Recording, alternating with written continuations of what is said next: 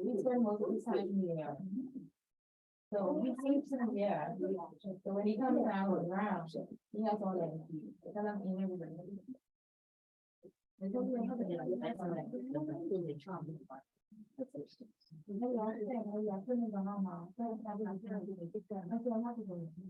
What time? 12 midnight. They, whatever you know. I don't mind, I like that part.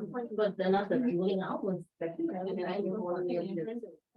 Me too, so that's the thing, and then we work 8:30.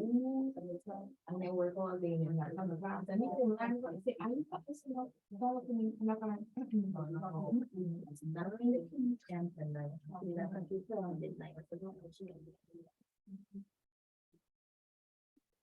Well, what's also possible, you know, we're talking about doing it, and it's just like, then I say, you get what the fourth, when you're on the other, and you're on that time, so I don't need to. I think it's that's man, that's what I, yeah. Six, are you online? Yeah. Yeah, you can, they don't, they can't sit guys. You know, like they.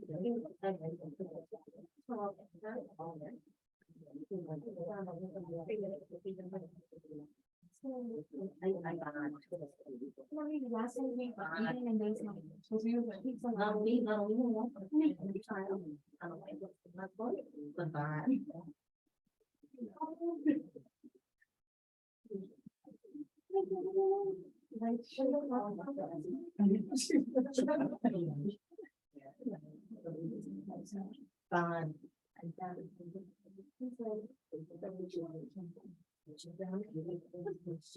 Yeah. I think.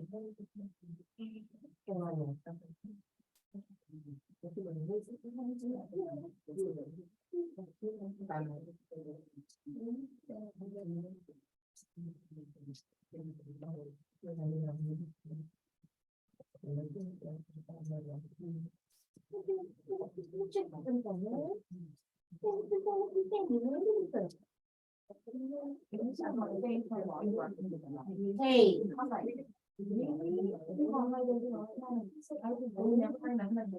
Hey. How old is your baby? Oh, okay. He's like, I didn't really like to make noise and tell about it, and then I was like, he just said, hey. Yeah, that's pretty hard. And so they, he's supposed to be working here, we haven't had the real. When it comes back, I'll just put out a master's by your name for me, so I can go next week, just put master's and I will remind me. Okay.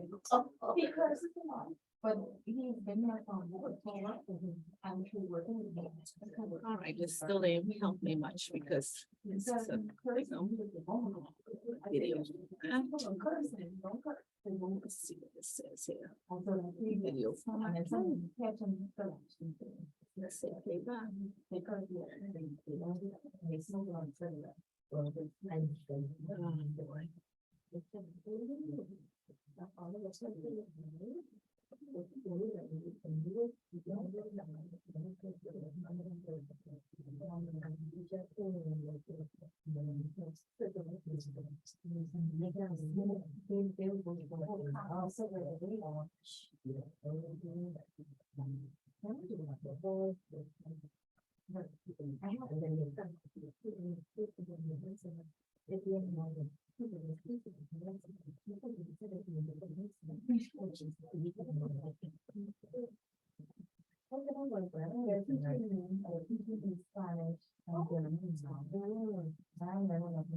Well, I would say,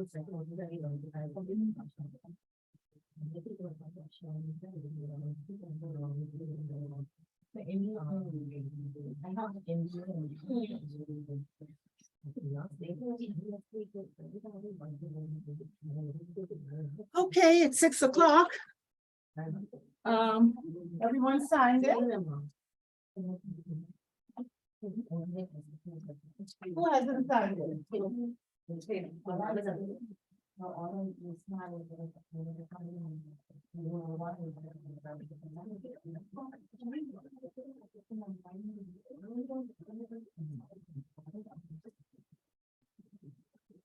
How's everyone?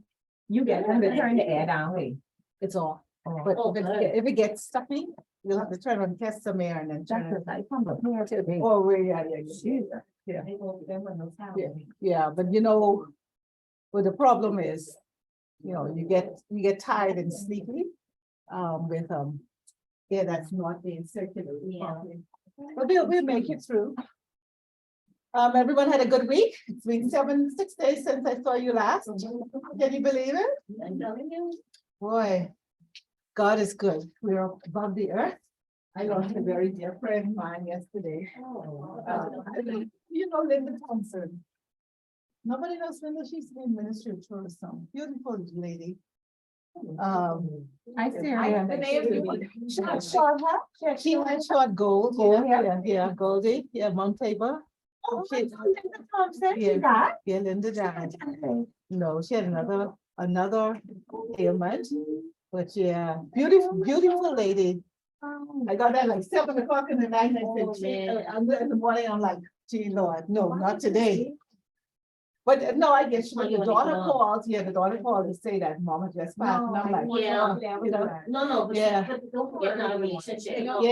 yeah, No. it's hard. You look at the relationship. Yeah, Well, y'all got a personal relationship with her daughter, all you. yeah, so very, very close, but it's life, you know, you gotta pick up. Yeah. You pick up and you keep going. And then this morning, I got good news. Yeah, that's Linda. Mhm, that's Linda. You wanna hear on Facebook, what you wanna hear. Yeah, Linda gone. Usually you work anyway. No, that's the insurance company. She took brief time after she left tourism. Oh my God. This is my house. I know, she has a child. I love her son. He sings the worship leader in Montego. You sure you hear Linda? That look like Linda. She looked like Linda, but ain't Linda. Must She be- looked like Linda.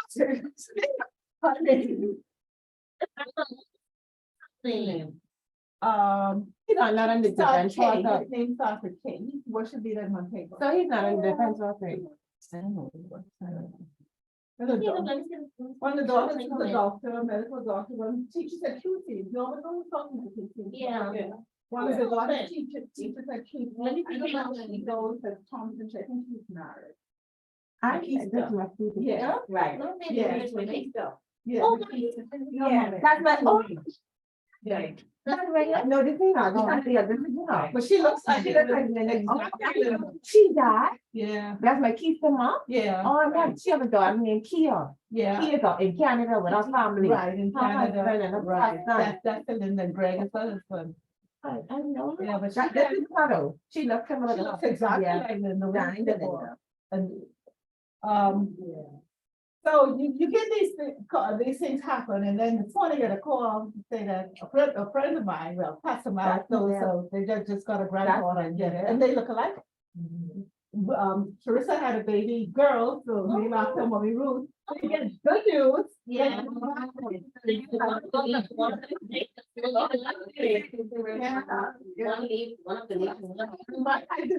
I mean, my daughter's birthday, my eldest daughter's birthday is today. My mom's birthday. Yeah, which I mean, yeah, wow. Let's say, let's go. So above here, you see that? I made the money to see that. It's me. Boy.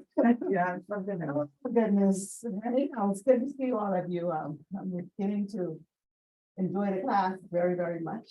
I didn't bring no rope to tie her up. You want to tonight. tie me up today? I didn't, you didn't even tie me up today. We're gonna go through.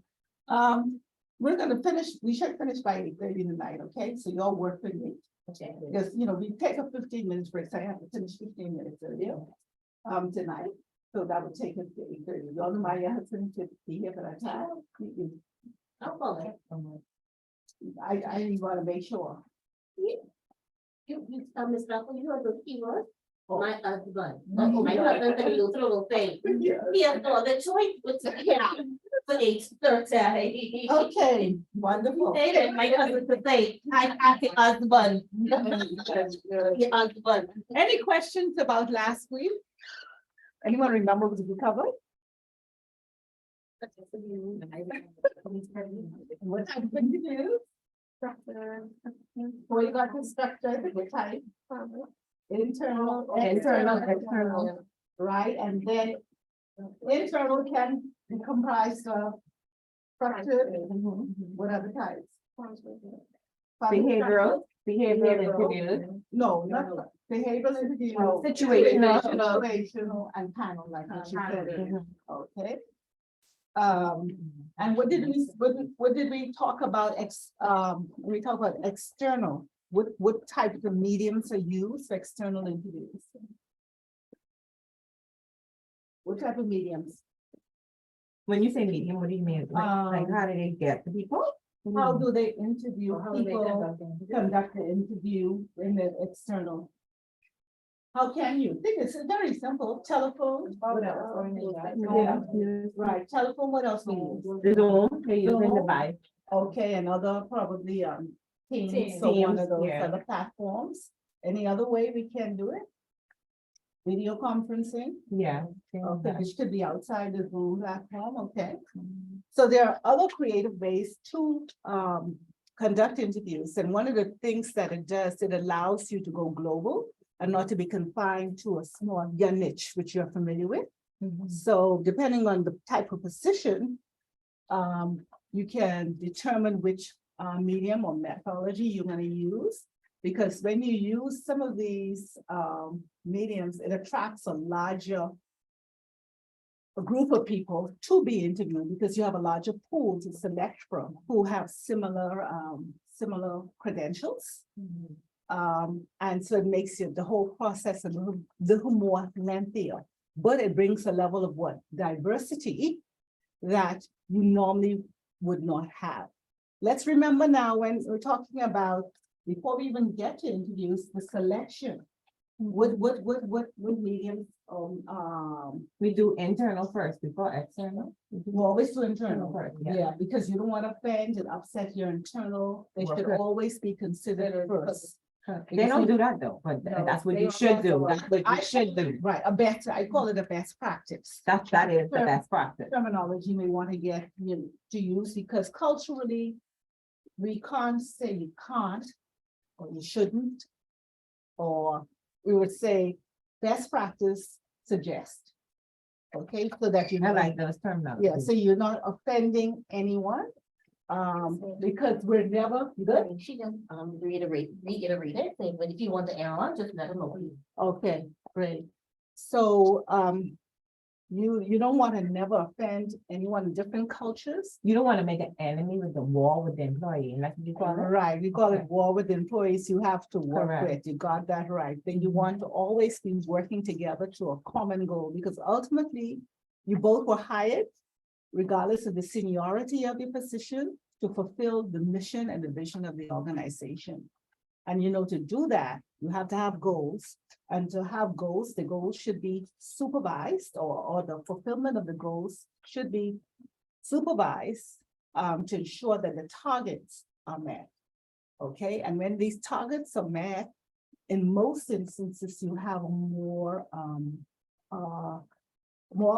better levels of customer service satisfaction internally and externally. So always remember, that's the pattern. You never want to create war, enemies. You will have enemies, but you don't need to have a war.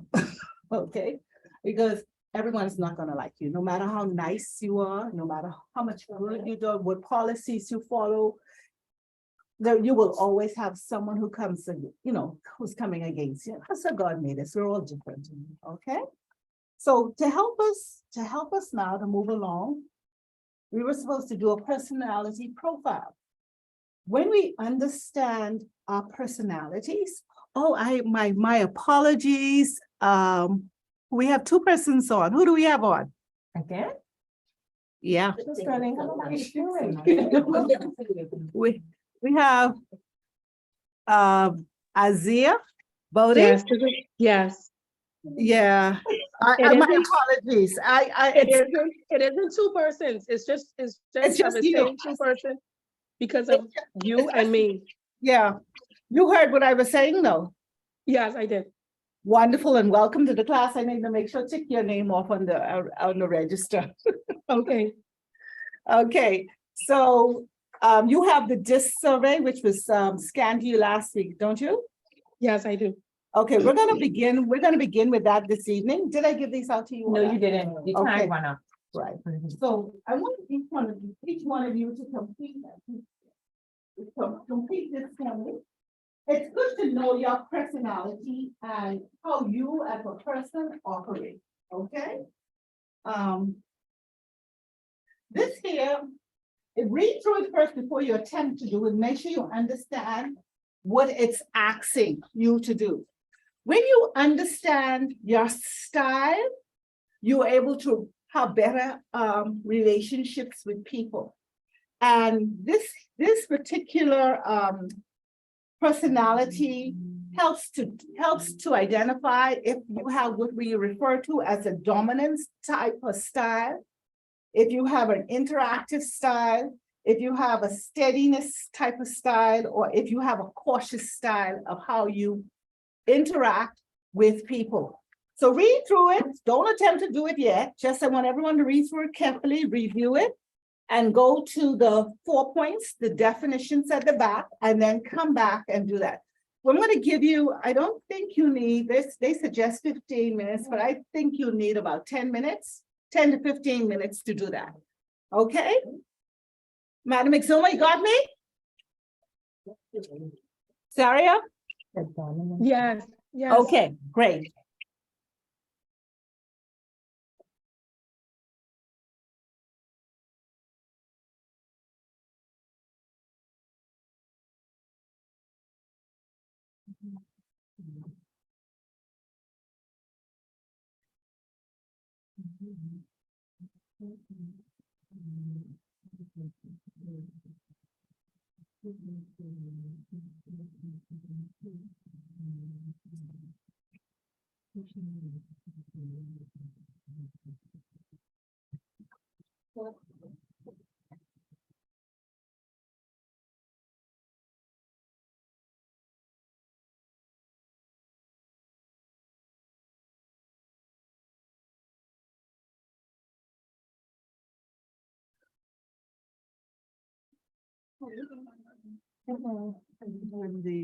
Let's see, this with 10, 15 minutes, probably just read it through and read it back. Okay.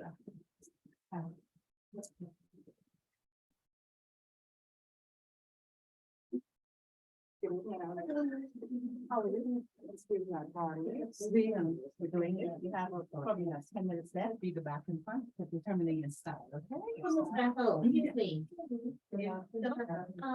Okay, when I look at the words in online, but then when I look at the subheading definition, DITF, to me, it's still controversial. Because in some areas I may want to choose something as 4, but when I look at the definition they're giving me, I'm like, but Don't worry about that. Just do this here first. I mean, you can read through that, read through what it's asking you to do.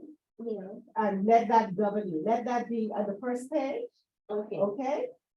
And then do what it asks, out of the numbers, and then we're gonna go to the back to the definition. So don't try to fit what's in the back with it, Okay. with what's in the front. So these columns here, we're gonna list 1 to 4, Yes, right? okay, yes. And four being the most Yes, and 1 being the least. yes. Okay, so right now, for example, let's do the example 1 together. So all of us will be on 1 page. No, because you all know, we don't have to do one together.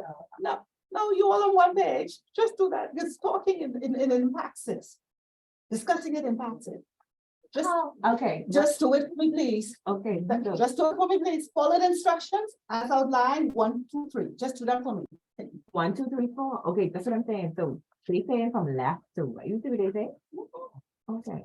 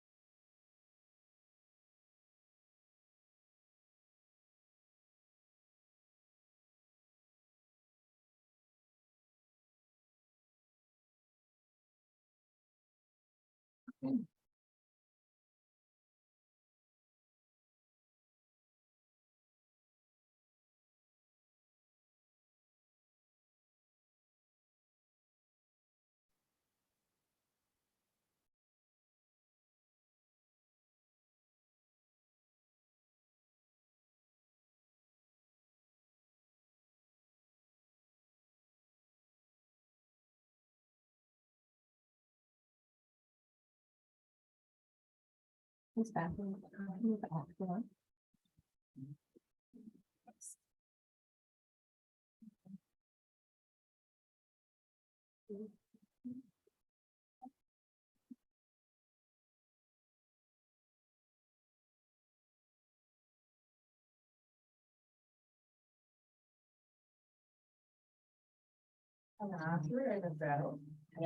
Was that? Can accurate.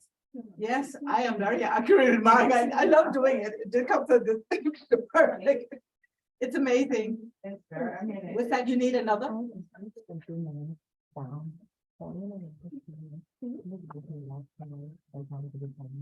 Yeah. Okay.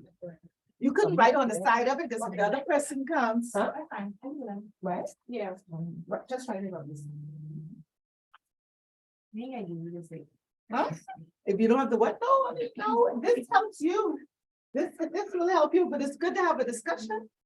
I mean, it is kind of accurate. This is yours personally. It will help Oh, you. no, let's see up here.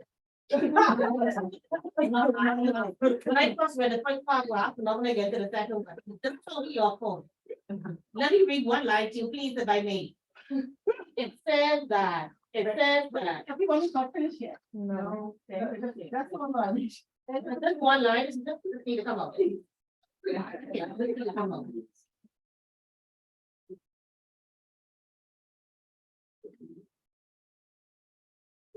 Be right here. That is so. No, stop. Everything you know me, no, that's, no. Go back over and check it again, make sure you got the right points. But everybody is in patient, just give us 5 more minutes. This is important, both for you as in your personal profile and understanding yourself. And how you interact. You all didn't walk yet? Wow. Like, nobody will be good.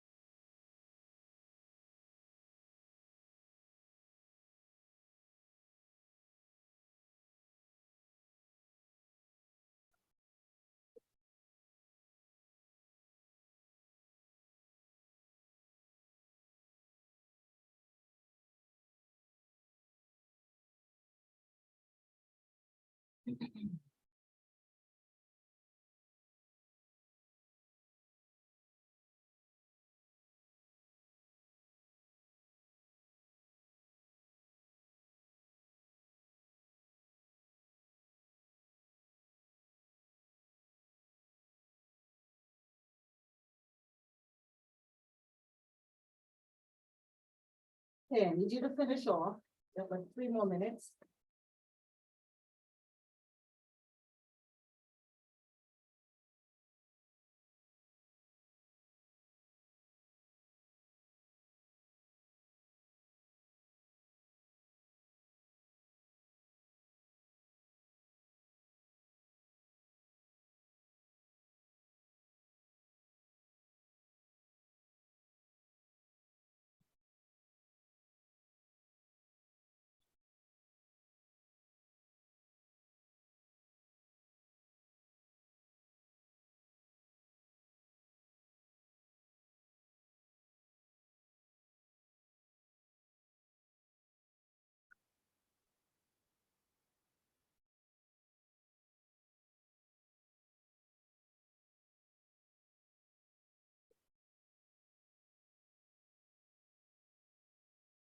Hey, everybody ready? Finish? Need another minute? You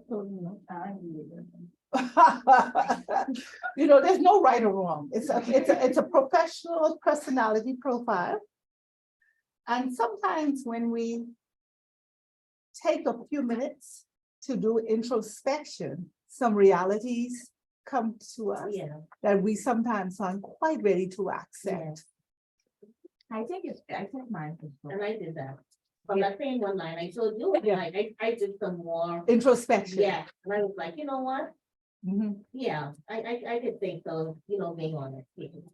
Yeah, but you know what, listen, Azia, you would find this yourself. I don't know, how did you find it, Azia?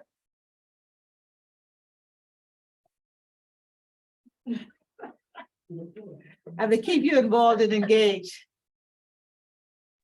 How did you find it? It was good. Yours is Mine was- accurate?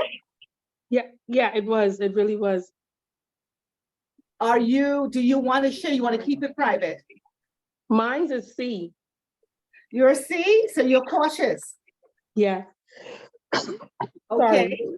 Any more Cs in here? Who else is cautious? 1, 2, 3, 3 more cautious persons? That's good. Yes, sir, yeah. Yeah, so we have 3 more cautious and I'm cautious, but I had 2 items. I have a score. And every time it comes up the same way. 2, I get 25. I get being cautious and steady. Like my personality moves between that. Who has steady? You have steady? And believe it, steady, your personality is to me, just coming to the class shows me that to some degree, believe it or not. Yes. Very much so. So what my personality? Yours? You You are. are. What I got? Yeah, she's a D. She's a D. You were what I is interactive. But you know, when you first came in the class, you were very talkative. Yeah. But we had a dominant personality that came in after you. And so that slowed down. No, I don't want to be negative. I'm not negative, but you see it happens. And this is Correct. yours is correct. And what are you? Me? Oh, the lady. Who's the- Oh, yours is correct. Okay, you don't want to share yours. Okay, Denise, what yours came up at? I total BP. See? Yeah. Okay, cautious. Cautious. Okay. It's interesting, and you could take it home and do it again. You know, you could try doing it again, and you might get the same or very similar. Because I've done this so many times, and I get the same result. I cannot get out of a C and an S, cautious and steady. And I think different environments sometimes bring it out one personality more than the other. But why this is important, when you remember that we've interviewed, we sent out ads, we've interviewed persons, we're bringing employees, new employees, and they have a particular type of personality. And once you have an understanding as a manager supervisor of that personality, you treat that person, or you're more tolerant, more understanding of that person as well, because their profile, their pattern of behavior will dictate how they perform on certain tasks in your workplace. And once you see that, when we talk about the performance appraisal, which we will go into depth next week, you will begin to understand how to do that properly. Tonight, we're talking about training and development. And that's my area of, I spend a lot of my time in that area, in training and development. And this here helps you to understand also how people learn and acquire knowledge. It will also help to guide you in their career development and what types of things, activities you allow them, or you give them permission to be involved in, that which you have control over, to be involved in your organization. So take this and try it amongst your people. I wish I had a blind. The blind one, yeah. Well, you can always reproduce it. You know, they still sell whiteout. We'll be good to go. As we go, as we go through tonight, this evening, I just want to remind you. The exam, as we said, is 60 points, and the exam, I understand, will be on the 1st of March. Okay, The exam? yeah, I think, yeah, scheduled for the 1st of March.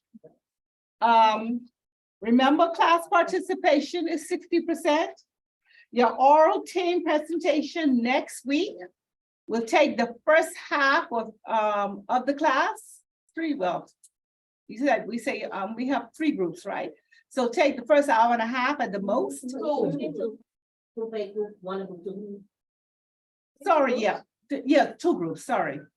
First hour.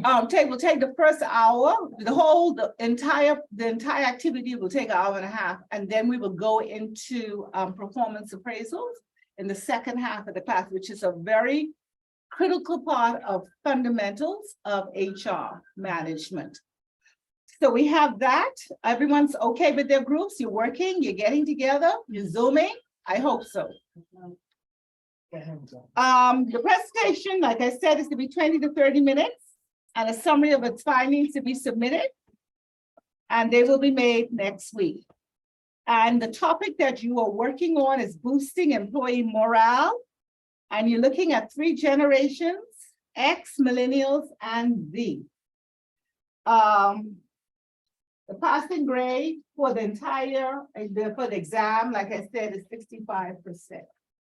How many of you thinking of doing the advanced, the next course? Intermediate, the more advanced, for 2, 3, 4? The laws first. Okay, pardon me? Okay, okay, no, they sent the ad out today, so I just wanted to get an idea for McGill of the interest. Okay, tonight we're going to look at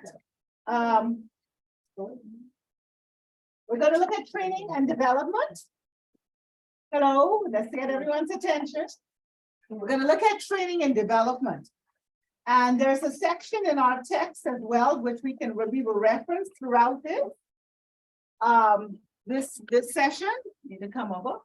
But training and development, people always say it's one of the first things that organizations cut when there is lack of funding. Anyone experience that or seen that in their organization? Not mine. Not yours. They still are wonderful. They're continuing to invest. Oh, there's no budget, none.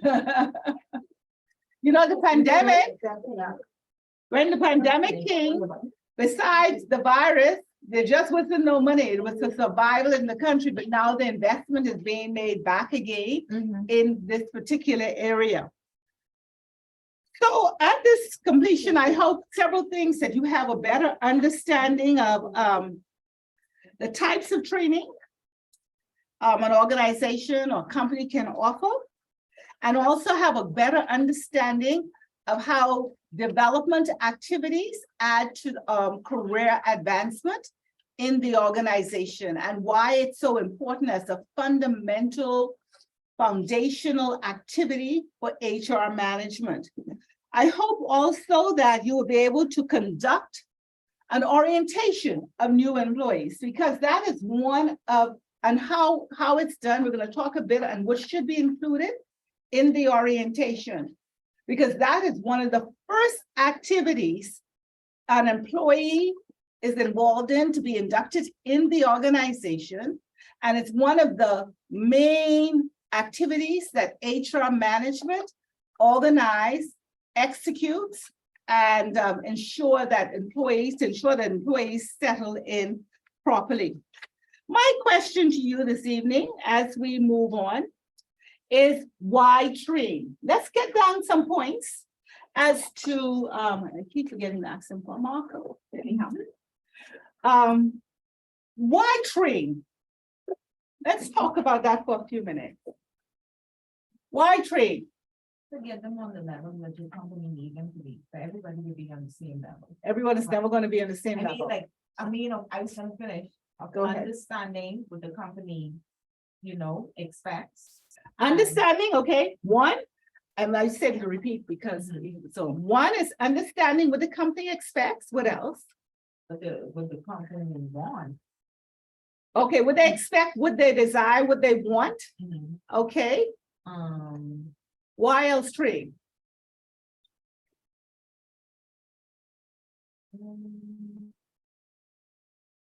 This is as a company or as In general. In general, why train and why should companies support training?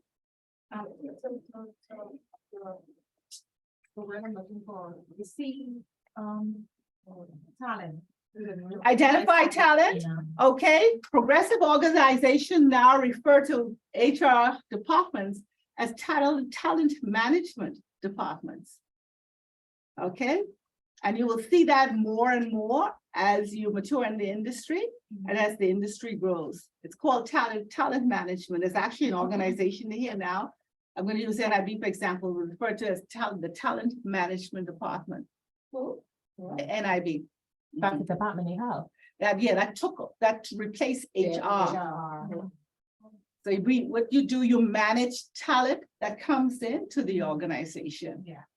And HR management is only one aspect of managing talent.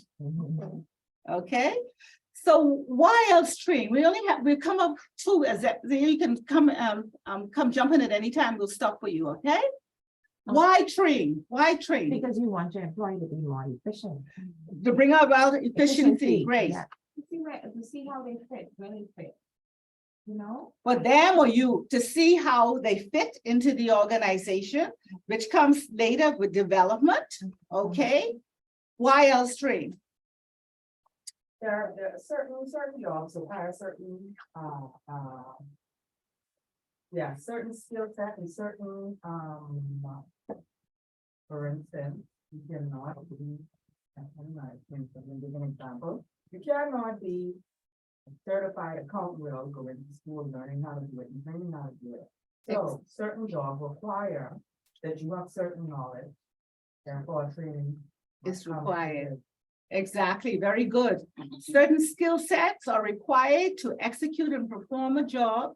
And you used a very good example, an accountant cannot be a certified public accountant if they don't go through, I think there used to be four stages of exams they have to pass. And you have to be trained, and the training comes through, some of it through education, knowledge, and acquiring knowledge. And that is needed because certified public accountants have to sign off on public documents, which are examined by the public, okay, and analyzed by different agencies. No. And so that skill set in accounting is so needed and need to be perfected to protect an organization or a company. So that's a very good reason why as well. Yes? Also for, Continuity and succession. So many of us leave a job and no succession is in place. It throws the organization into shock because there's no succession, and so they cannot continue with whatever it is that they're doing in an efficient way until that particular person or whoever is identified as a successor has the skill set to meet the demands in that particular role. So for continuity, make your notes, and succession, it's very, very important. Why else string? There are some very good points. Pardon me? Future management, for future For managers. future leaders and managers. Be prepared for promotion. That's right. And even adding to promotion, you could have lateral transfers across your organization. Okay, based on the needs of the organization at that particular time. Some great points coming out here. Why else string?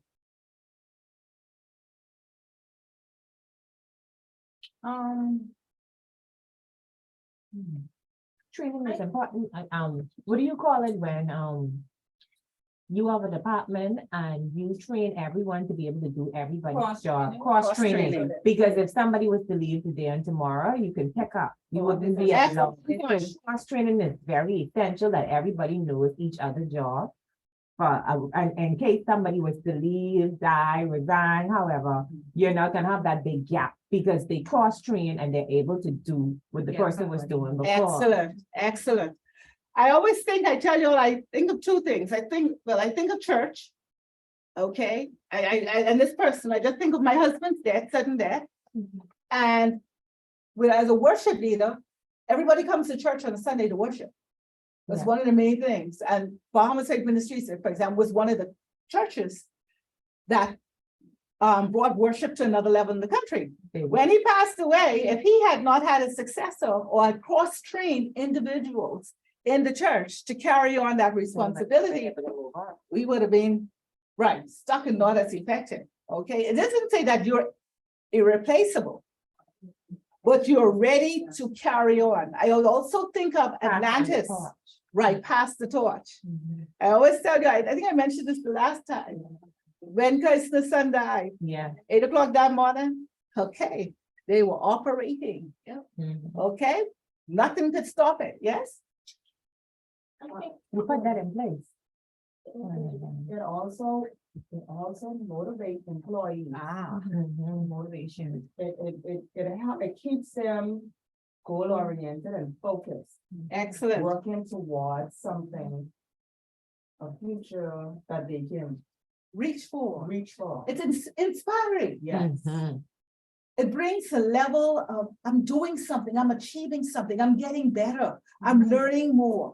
And when you find that's not happening, people begin to feel they're redundant. Nonchalant. And they're not, they don't want to contribute to anything because they don't feel like they're going anywhere. Same old, same old. And this way, It boosts morale. it boosts morale. Brings on like creativity as well. It does bring on because you discover talent that was latent, that you didn't even know existed. That's true. So training is, that's my passion. I love training, I love development, I love involving, giving employees opportunities to advance themselves. And I'll tell you as a secret, when you open up a door for an employee to do better and to acquire more skills, they will never forget you. No. They may not show that they appreciate you so much, but they will never forget you. Because you opened up a door of opportunity for them that some they don't even know. That they don't know. But through your encouragement, your inspiration, your coaching, and we don't have enough time to get into all of these things, but we will get into some of them the next level in the depth of how it works. You're able to reduce attrition in the organization as well when you offer training and development. The attrition in the organization lessens as a result of proper training and development. And that is so, so very important. Hello? Hi. Hi. You brought donuts for the class? Yes. Oh.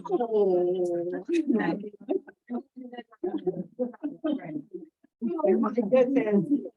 She's so fine.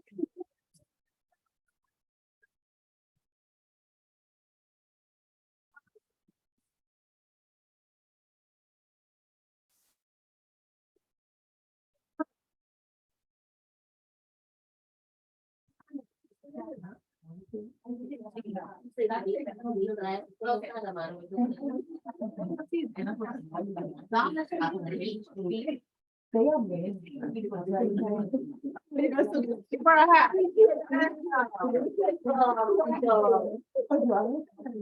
That means I will not go home and eat birthday cake. And I like go get an It's cheap. and I get my coffee right. Now. I will not late. I could get them not late. Pass it around, that's all. Oh, you take one, pass it around. That makes sense. Take one and pass it around. Thank you. With sprinkles. Denise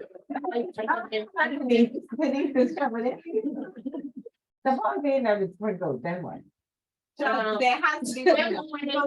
Anyone who goes to Dunkin' Donuts knows you have to get. Oh,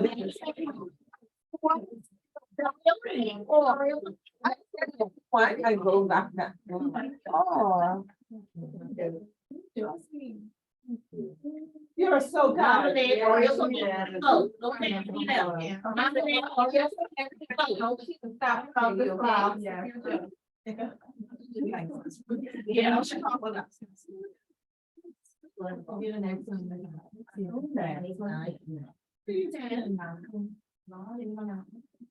White one is breakfast today.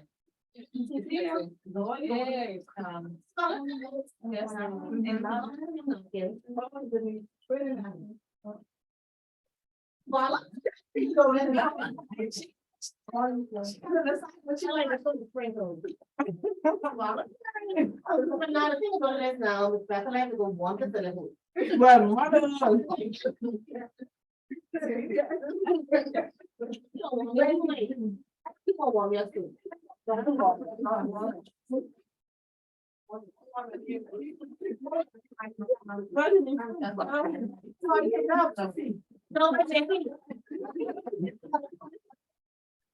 Well, in a few minutes, but let's just finish this. We will send you also on the mailboat next week, okay? We will send you a voucher for your donut. Okay. Oh, goodness. Okay, thank you very much. But let's just finish this though. We're talking about training and development and the benefits, why train, the necessity to train in the organization. And one of the things points I was making is that when you open up opportunities and doors for people to train and to advance and to get better and to acquire new skills as well. Even if it's through cross training in your department, they will never forget you because I've learned personally, the skill you acquire today, you may not use it today or tomorrow, but somewhere in your career, you're gonna need that, you're gonna use that. Believe me, one of the things when the computers came out and the keyboard, those persons who were good typists, and I was never a secretary, so I never learned how to type properly. So I was one of those pecky fingers. But the quicker you learn the keyboard, I mean, those who learned that earlier, boy, they were the ones who advanced and were able to complete documents in a quicker time. So that was a skill they learned years before The computer. the keyboard came out, when it was the typewriter. So you don't know where your skills are going to be utilized and when you're going to need them. Yes? Mhm. What? It's learning the keyboard. On online, yeah. You get courses. And they call it Right. Or she younger generation and they that. Like they on the. That's what they're He legit learn finger for letter. And then- I read it, but I watch them and they just. So then we tell They- the word. This one, yeah. Online courses, but you remember things advancing so quickly now. You have where you just speak and it translates to whatever language you want and it types it out and produces it. I So actually twice typing school doors, it's still one twice typing school. On my. but it just be the name, but she may be doing more modern skill set, you see? That's her trading me. All right? So, but the thing, and even that now, like you were saying, they're packing, but they're not talking. Because when you go into, for example, some of you go into board meetings and if you're the recording secretary, you never can get all the information in the discussions. It's best to record it. So it's recorded, then you have a certain software that translates it and put it exactly however, and the format however you want it. So even keyboarding is gonna become obsolete eventually. Okay, so you just do the skills and More than that. constantly changing over time. And with modernization in the building, technology is very expensive as They are. well. Yeah, well, that's the world the Z's are in. Keep that in mind. The millennials may have some of this, the disease, that's a different group altogether. Okay, so we talk about why training. Let's go to the next point of the benefits of training. Mm. Let's look at Madam Exoma. We will wake you because you're not eating. But I don't have a voice. Oh, you don't have a voice, yeah, okay, so you'll listen tonight. Yes. Okay, let's talk about some benefits of training. Yeah, we hear you. And watch that cough. Some people have had that cough for weeks. So what are some of the benefits of training?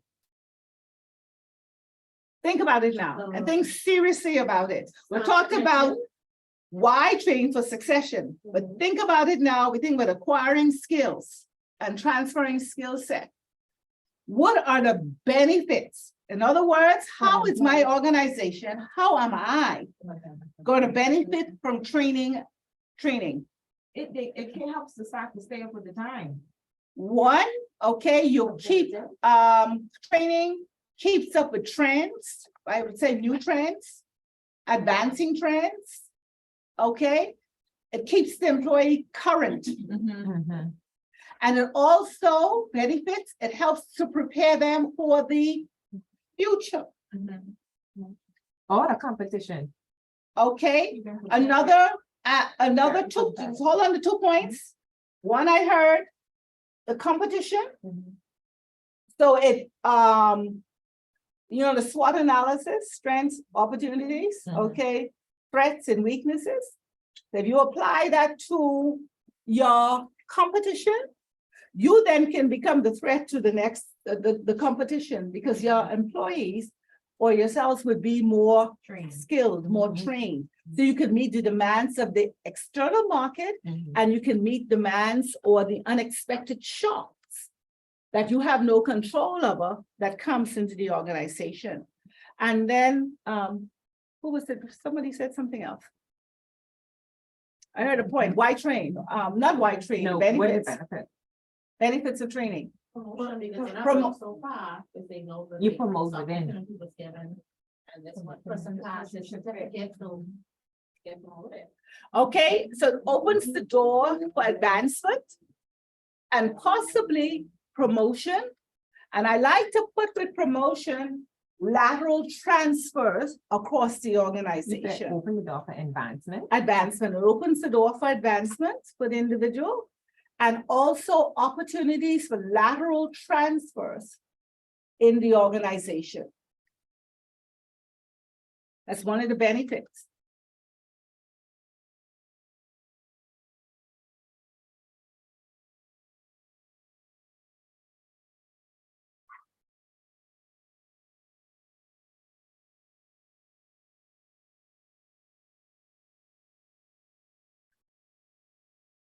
What other benefits are there?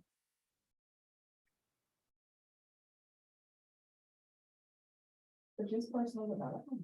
Okay, personal development and professional development for the individual and the organization, and for you as a person. Your professional development is improving, and your personal development. And when you develop personally, what happens? The level of what comes? Confidence. So it makes more confident employees. And when employees are confident, what happens? Morale is enhanced. Better relationships, performance excels. And all that brings the bottom line. And all, it hits, It costs the bottom line that you okay, so it takes it out of the red or puts it in the black? costs us more money. So it takes it out of the red and puts it in the black. Okay, more money. And you become more, benefit is that employees become more, someone said it earlier, more efficient, and that efficiency affects performance. The performance then helps to take the company, brings multiple levels of savings to the organization. And in addition to savings, it brings in more money over time, maybe not immediately, but over time. So increase profit. It will eventually, like we say, has the potential to increase profits. Great.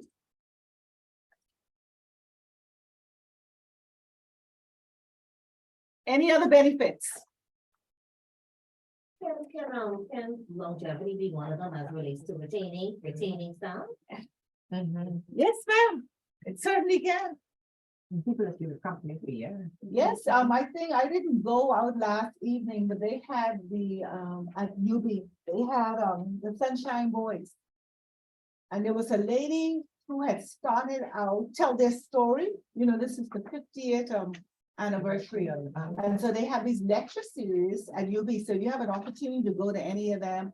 Please go or go on YouTube and listen to it. It tells you a lot about the history and the development of our country. Sunshine Boys was a group of Black Bahamian men who pooled their resources together and were able to do a lot of businesses and development in the country, like Frankie Wilson, Milo Butler, those, Who's still around? a lot of them are still around. They were out last evening. Just YouTube it, go on YouTube, and it'll give you a whole list of it and probably the presentation, which was done last night. And they pool their resources. That was nice.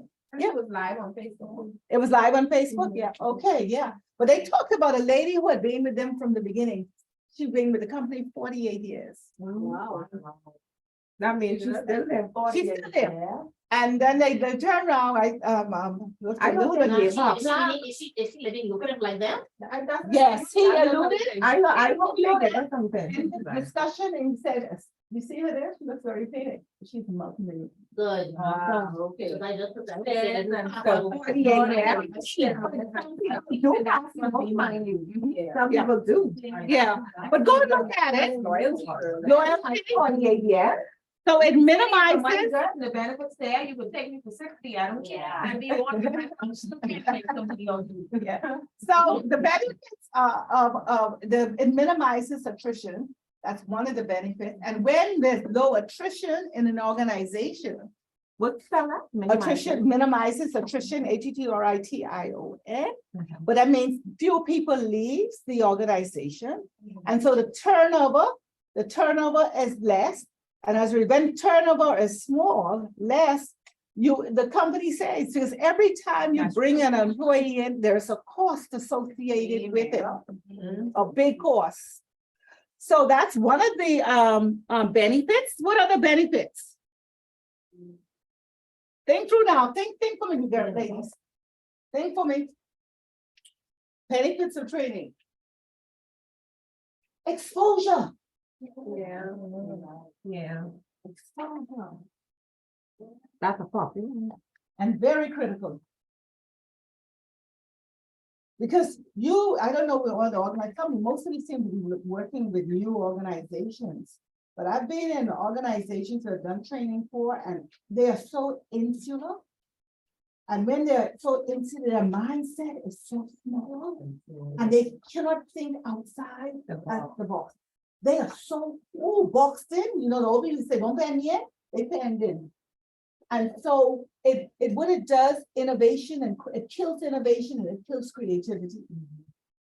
And you see companies, I'm not saying this would happen now. So they didn't be open-minded. They're not open-minded to new trends, new ideas. Okay, everything in the government system now is automated. They're not even willing to do that. I'm not saying this is what happened here, but what you call that electronic place right opposite the hospital here, just before you turn in here. Taylor's, they closed down. But if you had gone in Taylor's just before they closed, or a year or two before that, you could see why they closed down. Very, very, no, I shouldn't be calling people because this recorded. Oh, ancient. So it wasn't attracting, and that's what happened to a lot of stores down Bay Street. When I drive home, like, I haven't been in Bay Street in the night, except for Christmas when they had the, the Christmas thing, but everything closed up. Businesses have died. But that automated services, that's another topic. Yeah, I yeah. know all this good. What automated services Yeah, to people, because customers? because some people still want to talk to a live person. Yes, yeah, and that is one of the biggest challenges Yes, it's that very automation has. challenging. Yeah. For a little bit. It is, Yeah, and we gotta figure Yeah, out it's as a a different people topic. how we're gonna get through that. definitely. Have to. So exposure, what else? What other benefits?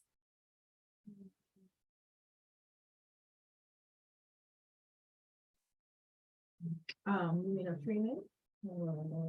Yeah, I think we're still on training. Yeah. The benefit of it. To you or to the organization?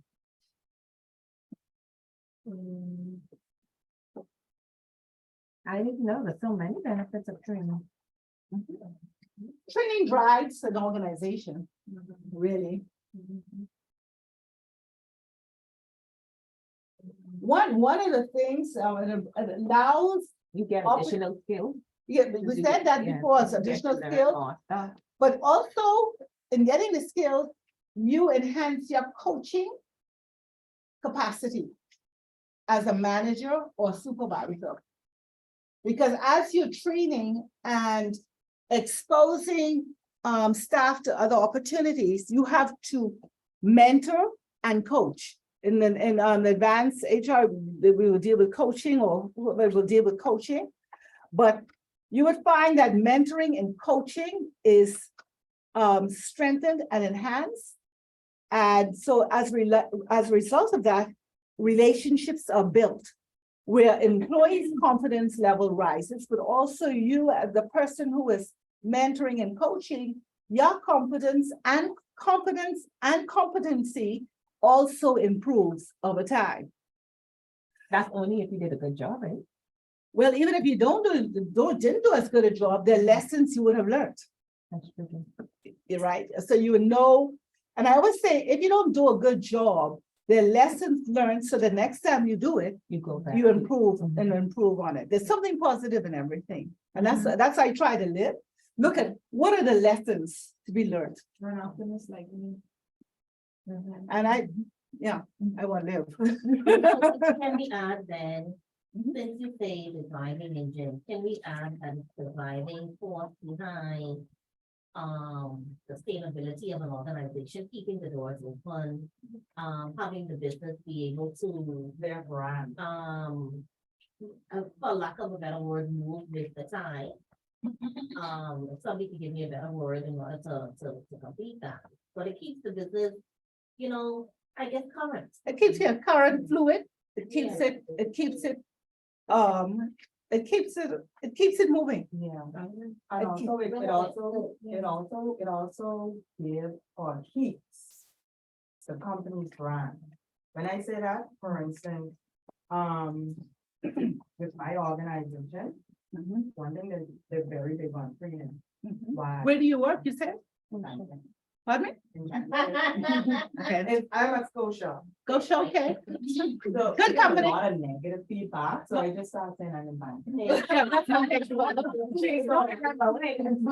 For instance, like they're really big on training and development and even every morning during our kickoff, it's some kind of training process or whatever. Why? Because they want everybody to be on the same page. Right. But there's a certain brand that the name brings, and everybody should be at a certain level when dealing with clients. Yes, So it helps to keep the brand of the Yes. company. yes, no underperformers. Right. That morning, you get your briefing. In addition to your briefing, there's a point that probably may need to be addressed. And your manager supervisor addresses it by reminding you of the goals, the vision, the expectations, or brings in a corrective behavior if it wasn't being done properly. And we used to do that a lot in the hospitality industry. Anyone in the hospitality hotel? Okay, used to do that a lot, especially persons working in restaurants. You have that 15 minutes briefing before you go on the floor. Housekeeping, you have that 15 minutes briefing. We're gonna have the Duke and Duchess come in, and this floor has to be, and this needs to be corrected. You understand what I'm saying? So I don't know if they still do it, but they're the things that keeps the brand, okay, from falling through. Okay, there's some other benefits which we will go to, On a page. we're gonna go to page 22 for a minute. But even before we go there, there's one other point I have listed here. Talking about development activities and why are they necessary? When we talk, and you want to make a note of this, development activities is a little different from training, okay? Development activities relate to your career advancement and development, building your career in the organization. And one of the main things about development activities, it helps to close the gaps which exist in the organization. Some of you mentioned it a little bit, but the main thing about development is for your career development and advancement, and it helps to close the gaps which exist in the organization so that proper succession can take place. And sometimes these gaps may take months, days, months, weeks, years to close, especially in highly sophisticated organizations or complicated organizations. When I say that, very large organization, to close the gaps which exist between junior staff, senior staff, entry-level staff. Okay, so that's where the development side comes in, and it helps to develop your career. So let's turn to page 22.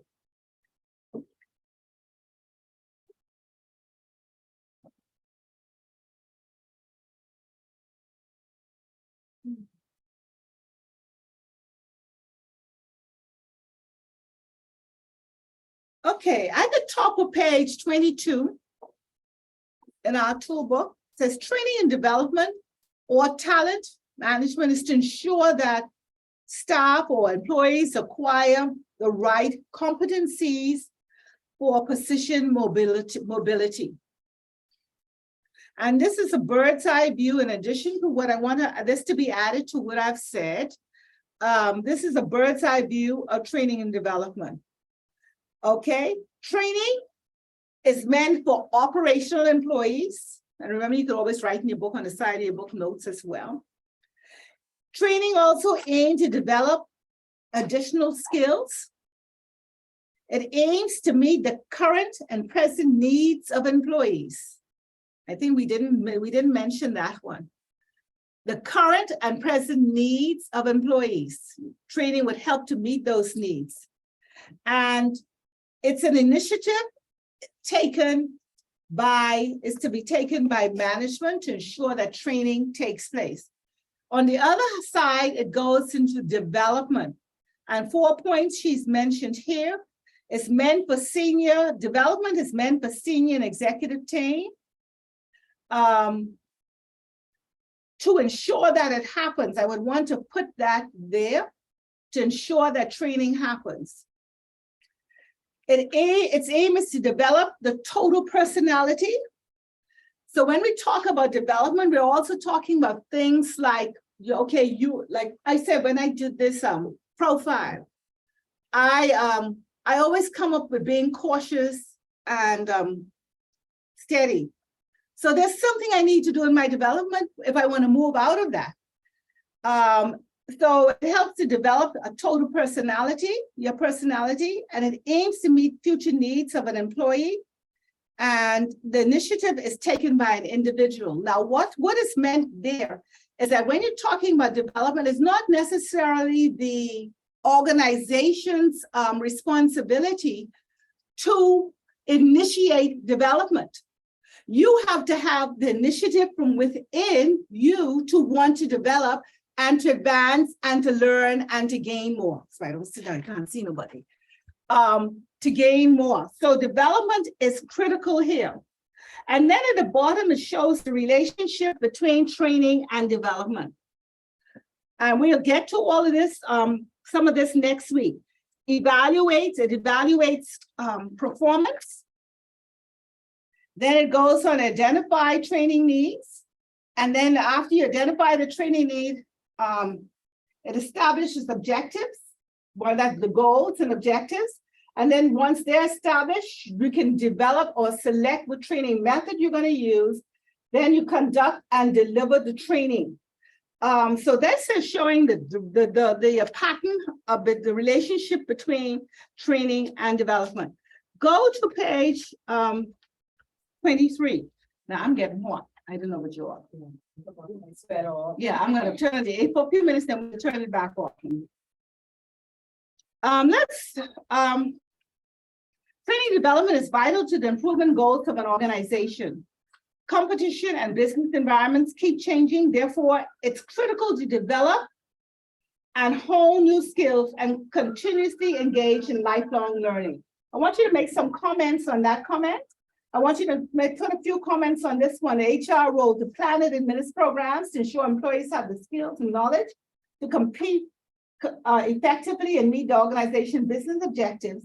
And then the trainer's role involves the sharpening of skills, concepts, changing of attitudes, and gaining more knowledge to enhance the performance of employees, helping people learn new information, new methodologies, and refresh their existing knowledge. Now, if you put that along with what we said earlier, you will have a very good understanding of what training and development is all about. Go to the first point here.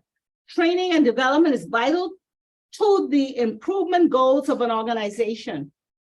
Competition and business environments keep changing. Therefore, it is critical to develop and hone new skills and continuously engage in lifelong learning.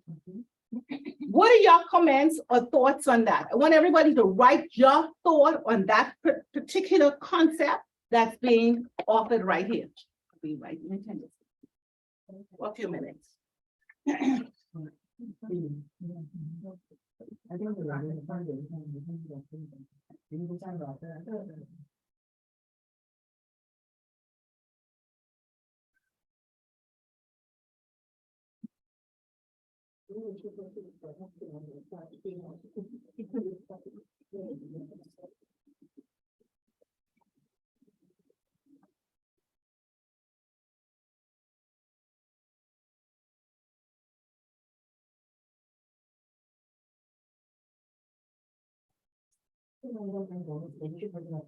I know they're me on. What's next week? What I would like to if I want to bring something. Oh, what? When mother was. Yeah, me love. Those are nice, man. Yes, thank you very much, lady. A nice week. Oh, I just don't know if that's the one that I really. Yeah. They always do that. Especially doing it depending on time to do it. They just have to change. They have done it for Christmas, and we have Thanksgiving. And I like to have very nice. Everybody ready to comment? Sure. A minute, you're thinking this through. These things come up in the exam, so make sure you do what I tell you to do. All right.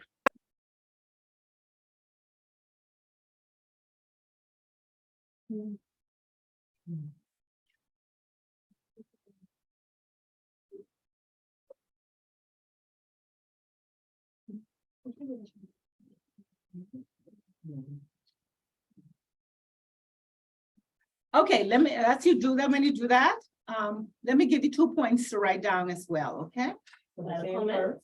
Yeah, you can write it on the back part of the page on your notes.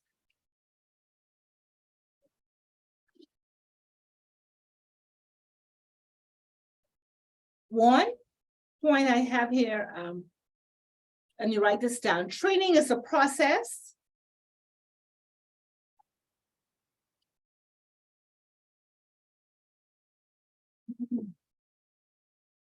Training is a process whereby people acquire capabilities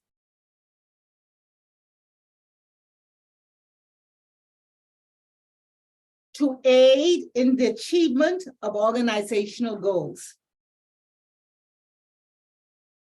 Training is a process whereby people Acquire capabilities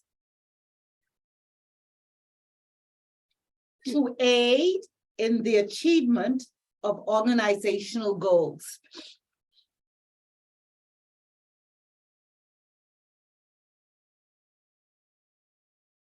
to aid in the achievement of organizational goals. That summarizes everything to a certain extent, what we've said, what you have contributed to defining training and what we've discussed this evening. It's helping you or the individual acquire capabilities. In other words, skills. Acquire, not require. Acquire, Acquire. acquire, Okay. acquire capabilities to aid in the achievement of organizational goals.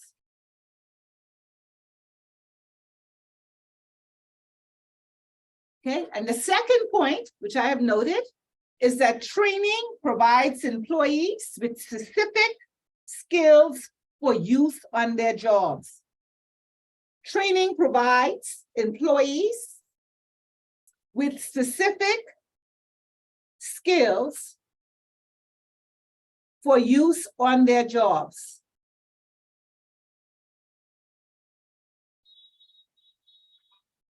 Training provides employees with specific skills for use on their jobs. Whereas development is a little broader.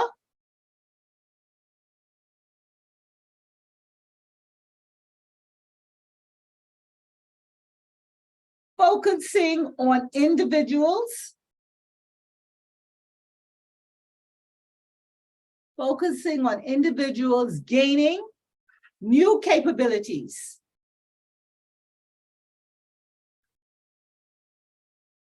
Focusing on individuals gaining new capabilities useful for the present and future jobs. Useful for the present and future jobs. So that should read, training provides employees with specific skills for use on their jobs, whereas development is a little broader, focusing on individuals gaining new capabilities useful for the present and future jobs.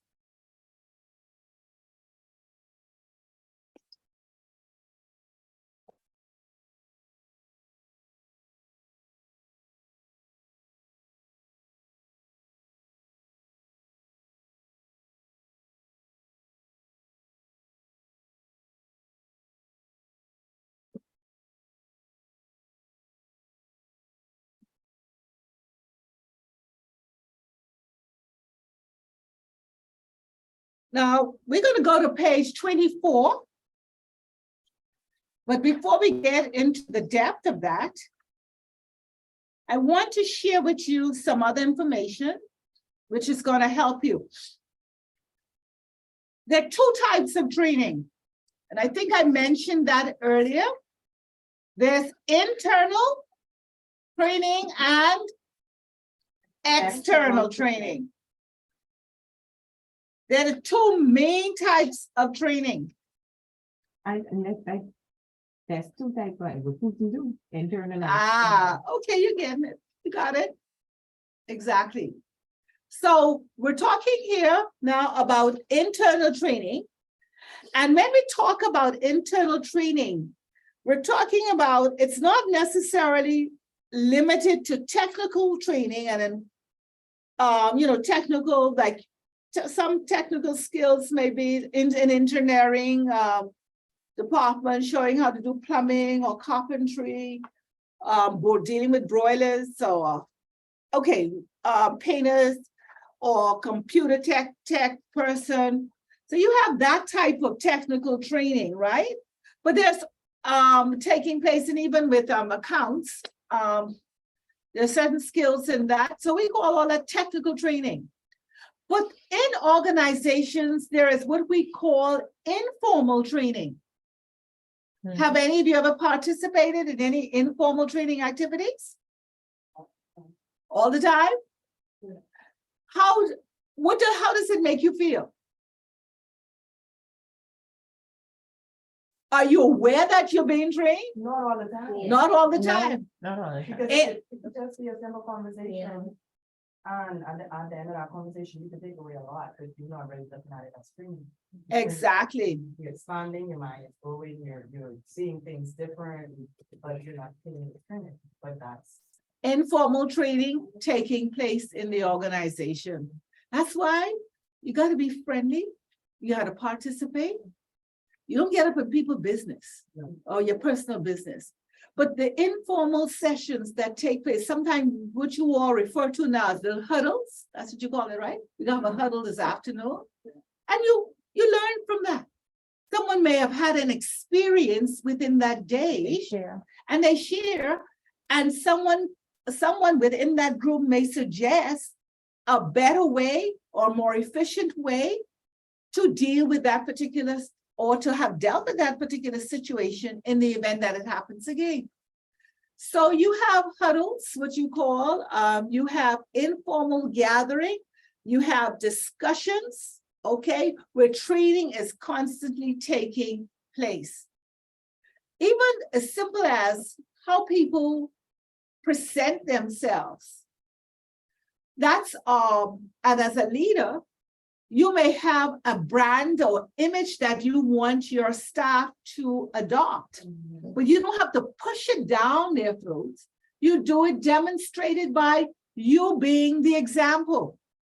Yes, go ahead. It could be so informal. And I'm just realizing that now that you're saying this, Mhm, I play for I play softball for my work, my job. mhm. And the end of last year, we just started of the season again. Our new managing director, he's from Trinidad, so they play cricket. Yes. And he played softball, so I was able to get him to start coming out, participating, whatever. Okay, so I want to say something off the wall. I want to say, well, of course, people like Brown knows. Then because we started coming out now, they started coming out. But now that you're saying this, he and I had a conversation and I did not realize it until you said it just now. This would have been a Saturday on the softball field after the game. We were just sitting down talking. And it was a training session, because I didn't realize it. We weren't legit talking about work, but we were talking about work. Principles. Right. And so now that I'm thinking about it, that's how informal it could be.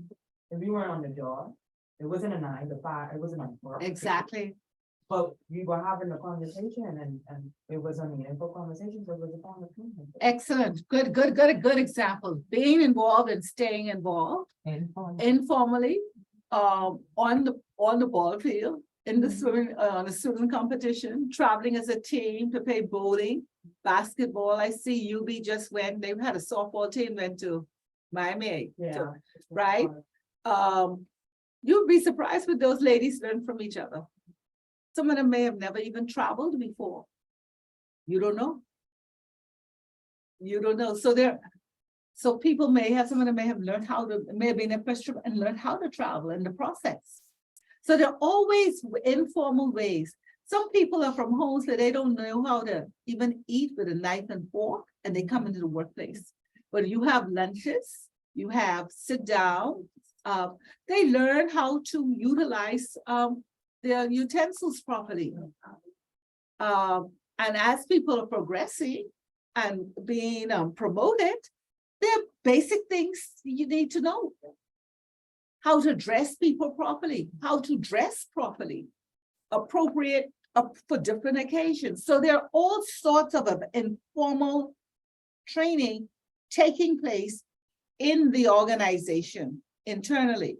Now, external training may include, but is not necessarily, I have limited to outsourcing training that is needed for specific certifications.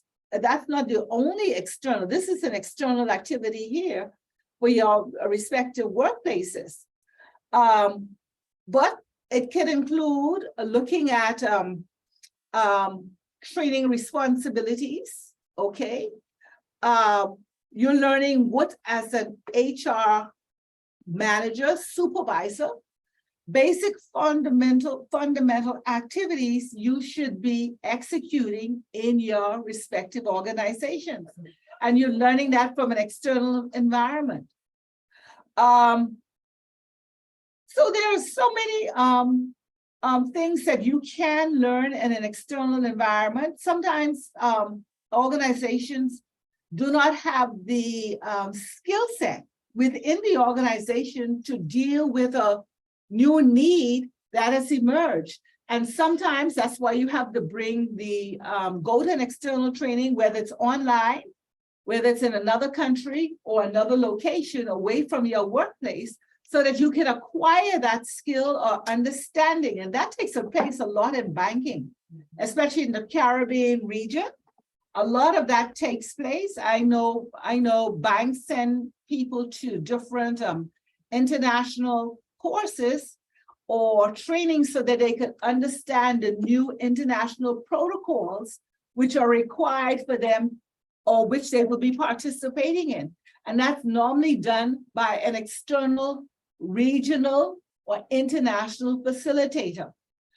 So external training can take in so many varied, very varied forms. I know LinkedIn, for example, if some of you are on LinkedIn, they have so many different courses that you can participate in, which will add value to your professional career, which you will not necessarily get in the internal environment. But once again, that initiative must come from you within, with a desire for your development and advancement. Any questions on anything there we've covered there? None? Okay, but let's look at page 24 briefly, and then we're going to talk a little bit about orientation for new employees. Stats for the training development process. Any questions on what's there? You determine the needs. You establish specific goals that you need to, how you're going to close the gaps. You're going to select the method that's on page 24 and determine what methodology is it going to be, internal, external, who or what, how it's going to be executed. You're going to conduct and implement programs for the employees as an HR manager, supervisor. You're going to evaluate the output and performance post-training and development sessions. So after training, there has to be some form of evaluation. And as someone said earlier, suppose I didn't do as good a job. Well, some of it may have to be repeated, redone again, and there should be lessons learned. So the next time that you do it, it's improved, it's better, it's improved upon. And keep monitoring and evaluating the performance to see if more training is needed. So you train a staff member and you just leave them? No, you have to constantly evaluate. And evaluation can be done formally, or it can be done through observation and some type of feedback which you decide the type of feedback it's going to be. Any questions on that? Page 20, that's page 24. Any comments? Suppose when people do the training and they don't evaluate it, like they don't give no feedback, however. It happens all the time. It's unfortunate, but it happens. Because you want to know if you've been trained in something, you want to know how well you did it. Yeah. But see, you ask because that's your personality. What was it again? See? You're a C? I'm a perfectionist. Okay.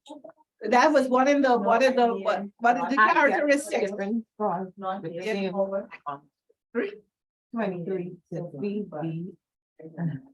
I want more. But see, some people you ask, and that's what sometimes you have to do.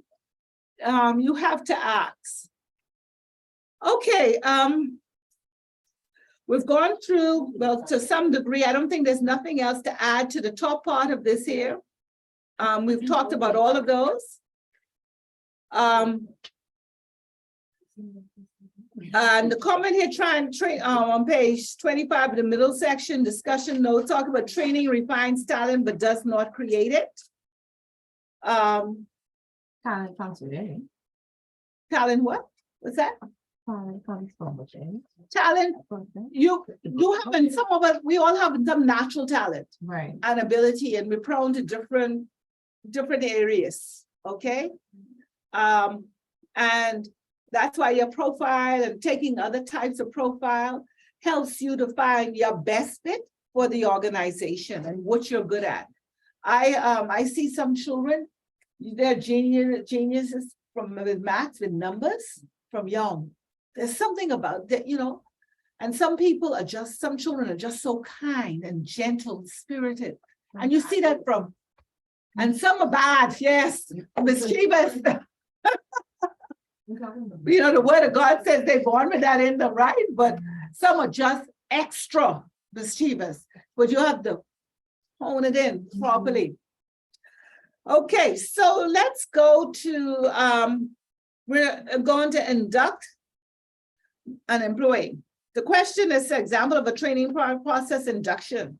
How would you define induction? Everyone answer that.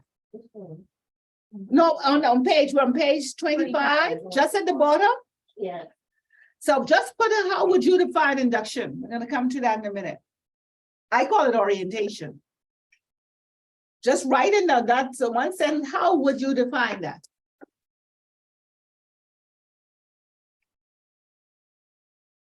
Azia, you with us? You still there? We went to the bathroom. Okay.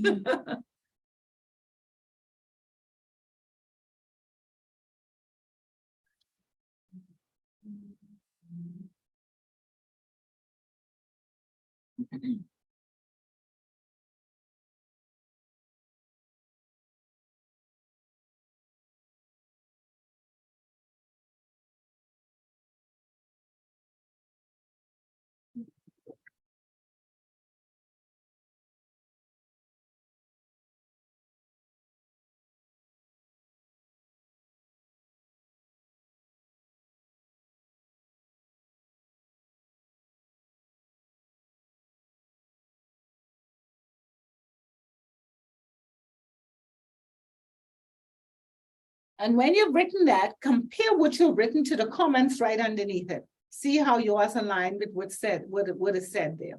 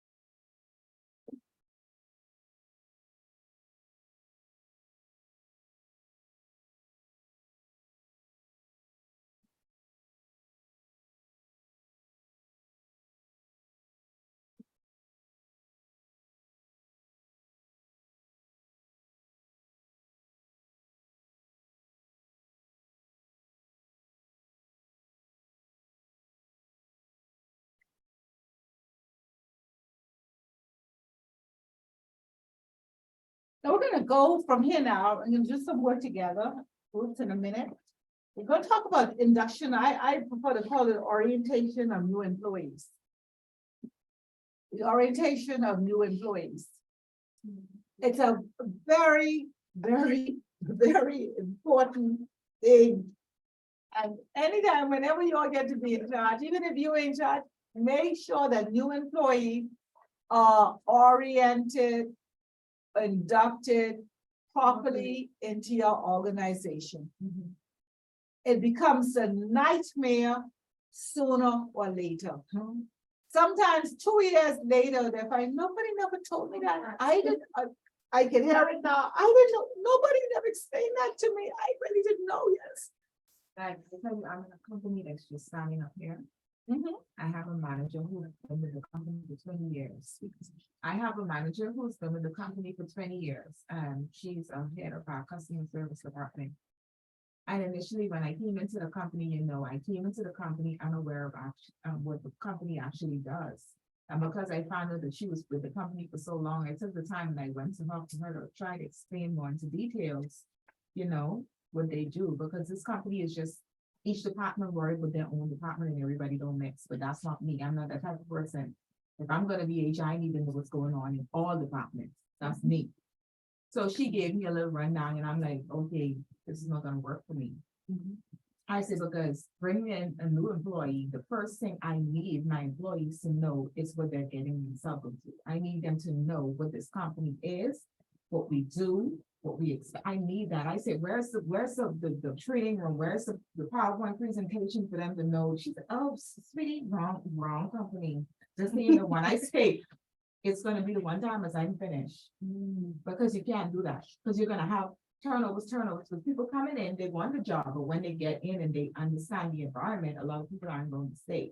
The same manager lost 2 employees in less than 7 days. Wow. And it happens because people become frustrated. They become angry, they become disappointed. They become unsure of themselves.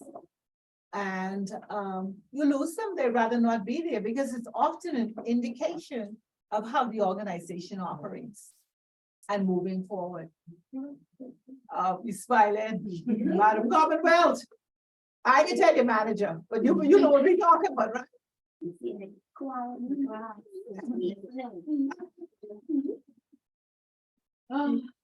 Yeah, because it happens even in very large organizations. I mean, you come, you get, and you just go to work, you sit by on the side of someone for a day or two and they expect you to know everything. But I don't think, I have a question, I don't believe that. Like for a large. What's your name again? Sorry.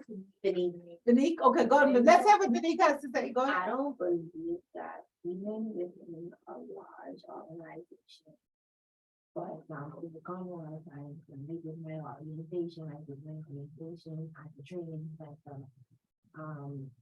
What is taught in training and what happens when you're actually in the branch, it's not the same thing. So you need another orientation when you go to the When branch. you go to the branch, you learn the real you. Mhm. So. There's probably maybe a little disconnect. But they know. But just give me one minute, but that is possible. Because y'all see, we're gonna go over a list of things that should be included in an induction and an orientation from an HR perspective. But when you go into the operation aspect of it, and or when you say branch, but for us, if you say department, it's our unit. It is different because you're now doing the real work, but you need to be orientated in that as well. Because it's different from the overall or the global orientation that takes place for everyone general. Yeah, go ahead. Orientation, how does it work? With orientation be held with every company? Because I say that to say that, let's say that you are working for a company that's staff 4 person. Should they offer orientation? Yes. Yeah, they should. Yeah, even if it's one, Okay. yeah. Because Because I don't think it happens with smaller companies. it doesn't. It doesn't. So that's why I wanted to know. Yeah, it doesn't probably with a lot of them, but It it doesn't. should. Every individual should not, this is me personally. And the best practice, you shouldn't just be thrown into the lion's den. It can be a friendly lion's den, okay? You gotta be oriented. And we're gonna go through some of the things that should take place in orientation. And let's look here, I have noted here, what is orientation? And basically orientation is like, it's a planned introduction of new employees to their jobs or to their co-workers and to the organization. That's one point. Pardon me? The welcoming phase. It is, and it's very basic. Where you're introduced to your job, your co-workers, and the organization.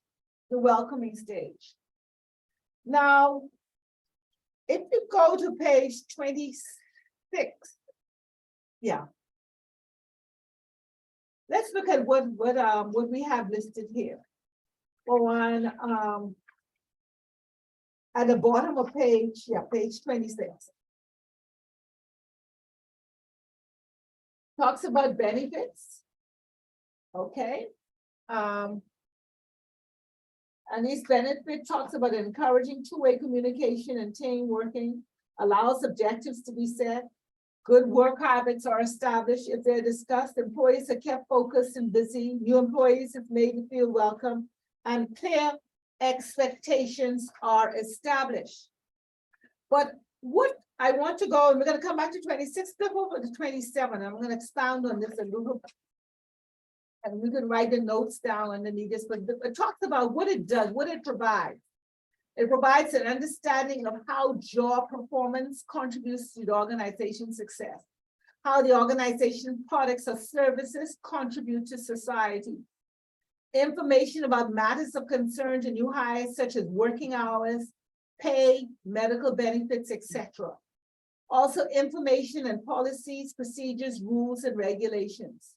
It provides an introduction to the employee handbook and an introduction to a company culture.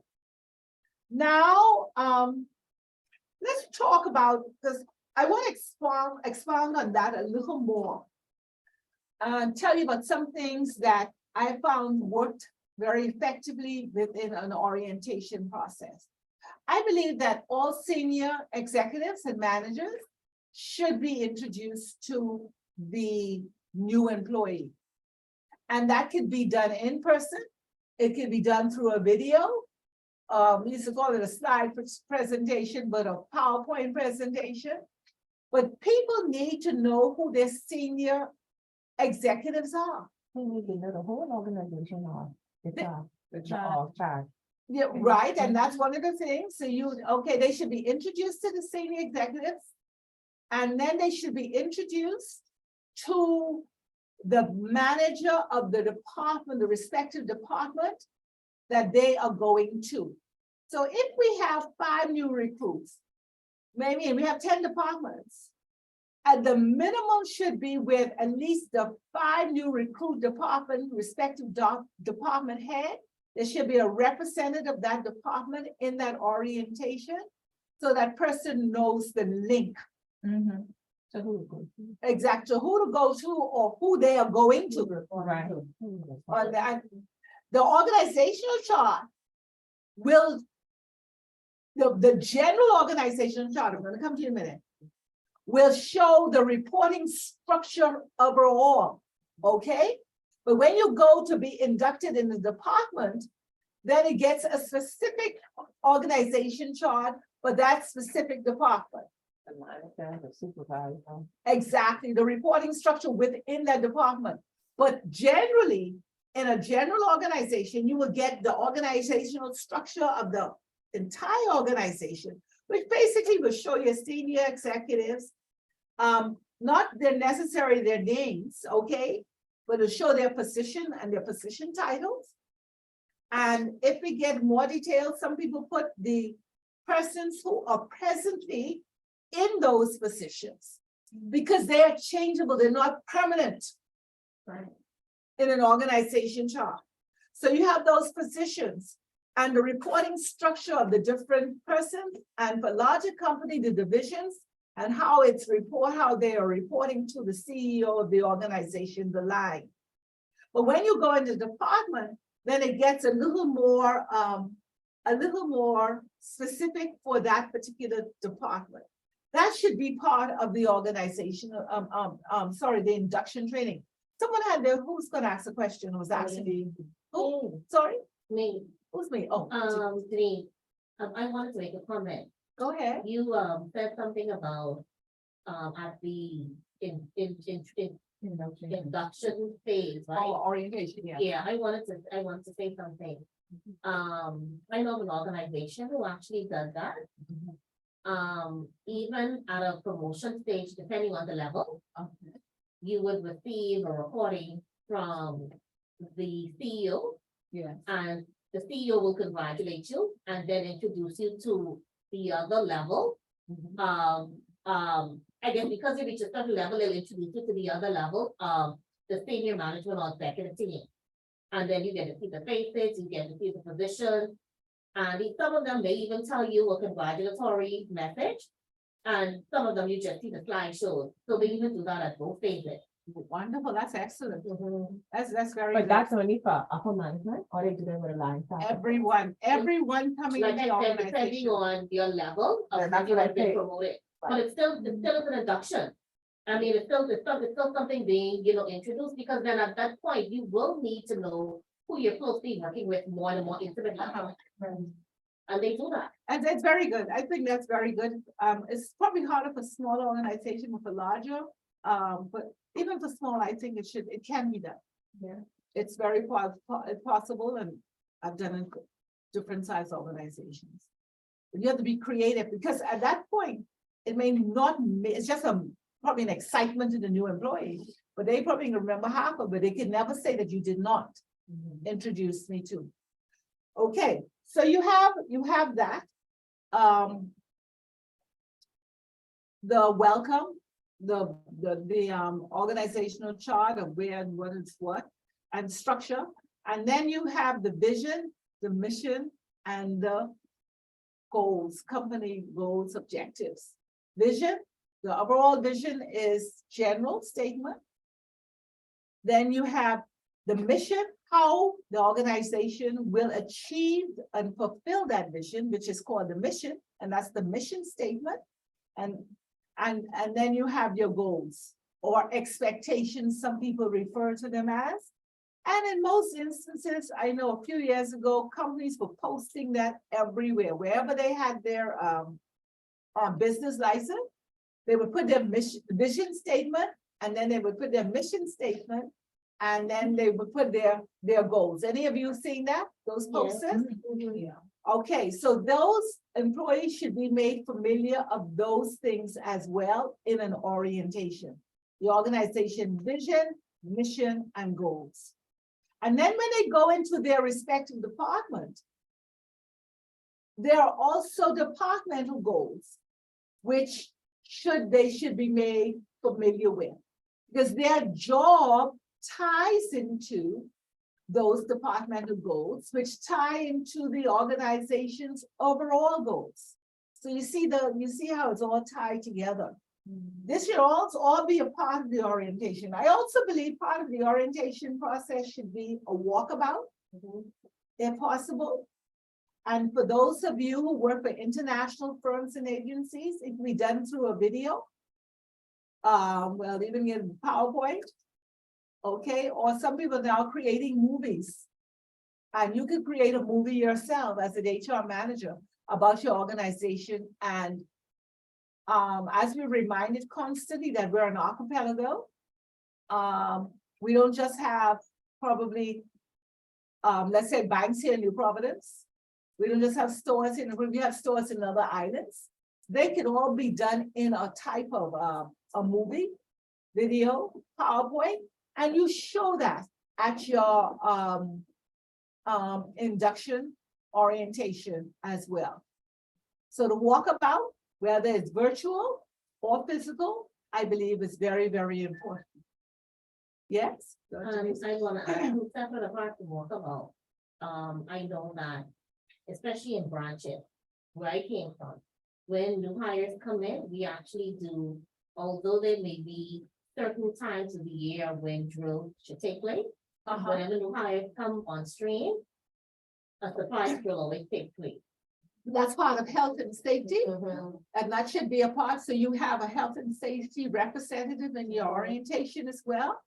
They should all drills, okay, all those things should be done in an orientation as well. That's a very critical part of an orientation as well.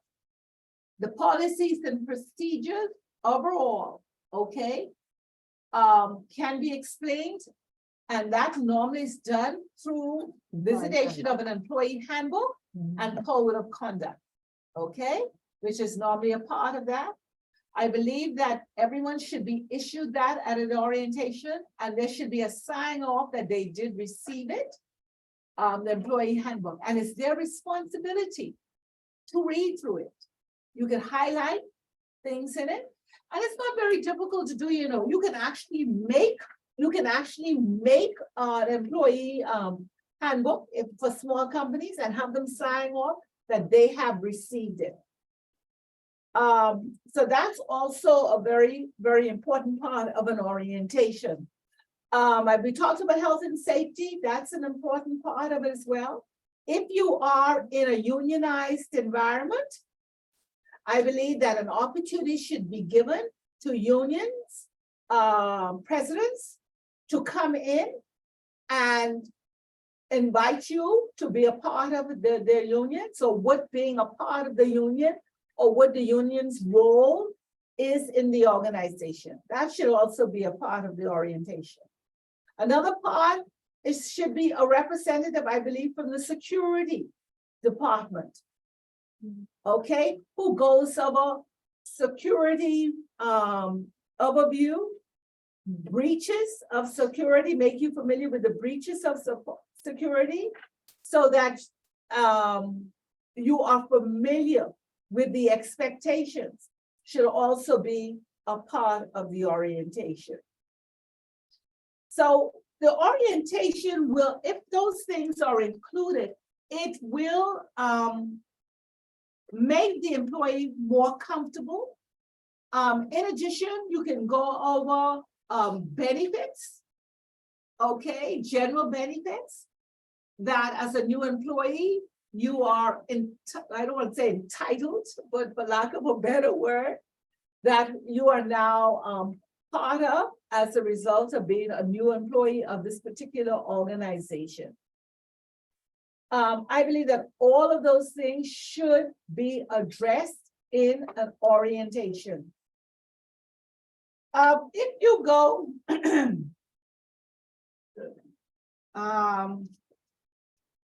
go to just quickly, no, I saw it earlier, yeah. On page 26, it talks also about, it encourages a two-way communication at the bottom. An orientation allows objectives to be set.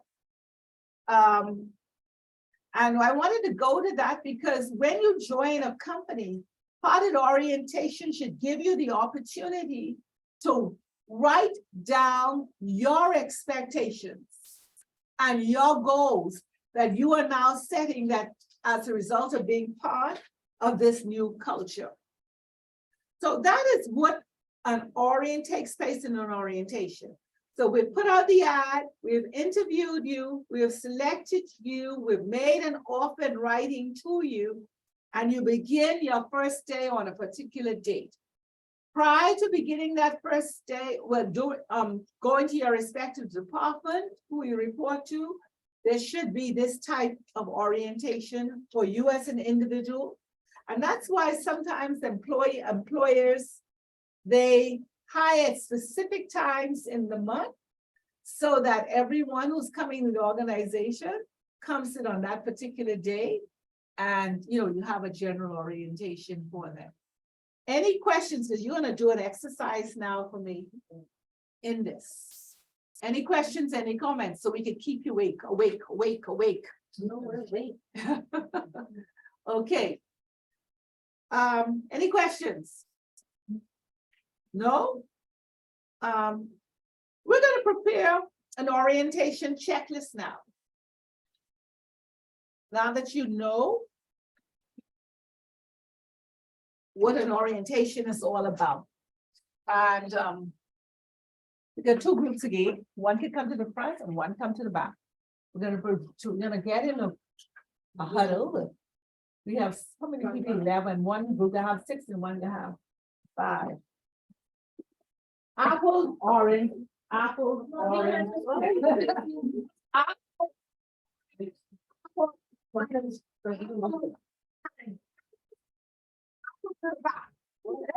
Back, right? Yeah. Apple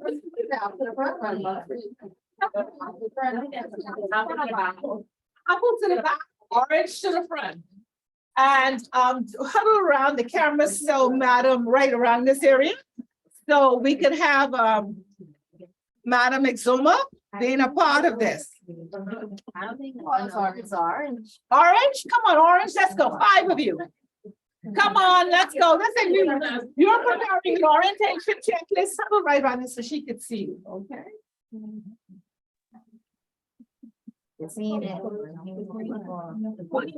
Orange, orange, Danielle. Orange. Come on, Denise, let's go. Come on.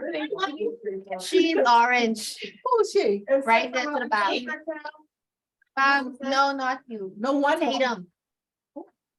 That's the name, right? Tatum, you're orange? No, I'm not online.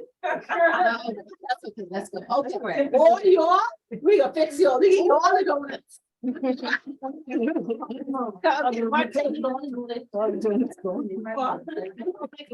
a checklist, get your chill. An orientation checklist, okay? And detail, the detailed orientation.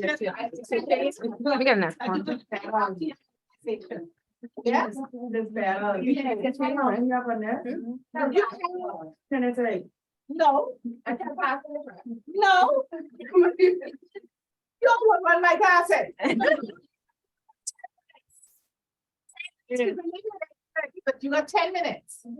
It's now 8 o'clock.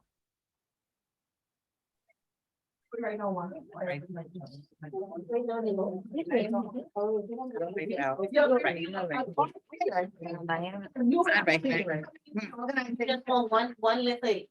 But you'll discuss it and then you'll come up with one list, make sure it's thorough, because you're gonna take this back to your organization, you're gonna apply it. Okay.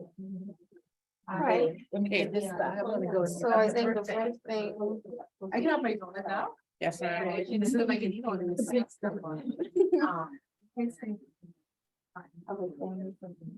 Could the first thing be that they introduce themselves? Yeah. The candidate, the employee. Yeah, I can. Yeah. Okay. Make sure they know the organization. If she there. Yeah, make sure they know that. And then, and then we have an introduction and they give some background of the company. Also direct to the. I can speak with. No, you can't do it. They can check with you, say, and then and what you say, okay, let me present on this, yeah, let me say, stuff like that. Everybody, she can probably when they go on the stage and everybody introduce you. You don't want to say an introduction. Yeah. It's all right. What's the call? Me when they introduce the company to them.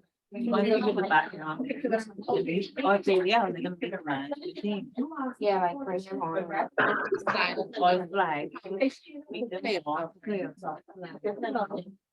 Like, that's what I get. When we start working, then you go to orientation, they actually go their name, and then they say, now we have a slide. Showing, and as they show from when saw personal place came here and he wanted it, then they show how they was doing the construction company, then they show what he wanted, his vision, and then how it is now. And they show what his goal is, so each guest we go together to about the experience of what you want each guest to get when they come here. And they try to tell you, well, this is what we expect of you on their job. This is what you smile. They always say smile. And we have a campaign going on with the island, second island, where we found put on a name tag.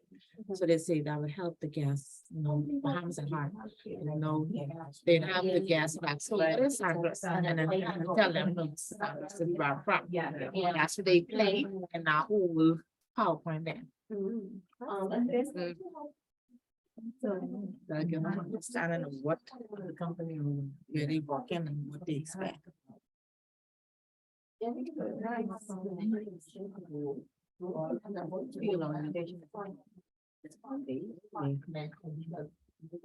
Yes, today is a brand.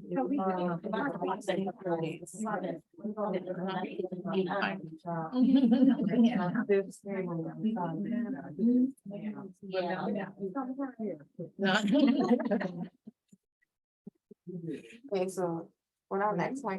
The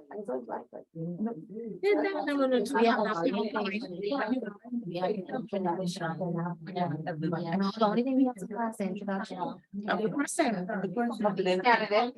And then they introduce the company. Then the company. The company. Yeah.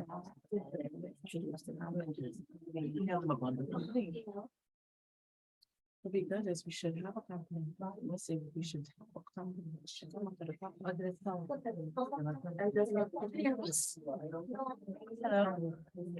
Pardon? You can hear us? Yeah, I could. We say we should come up with a company, so we'd have numbers we introduce in. What you think? A company name.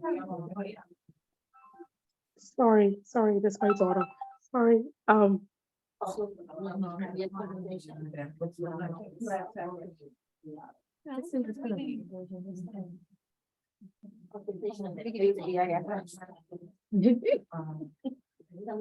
company be sprinkles.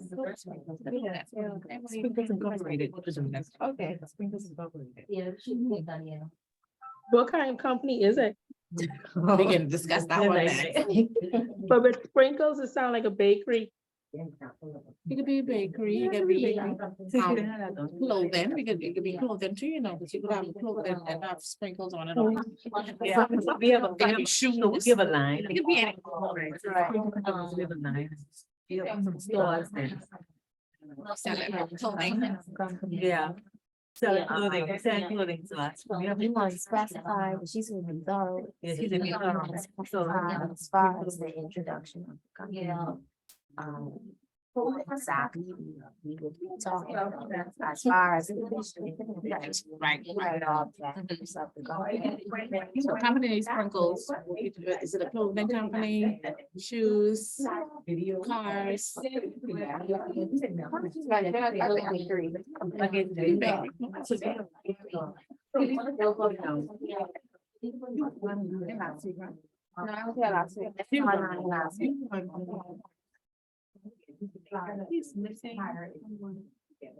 Did everyone sign it? Everyone sign the register? Yeah, we can get that. That's one of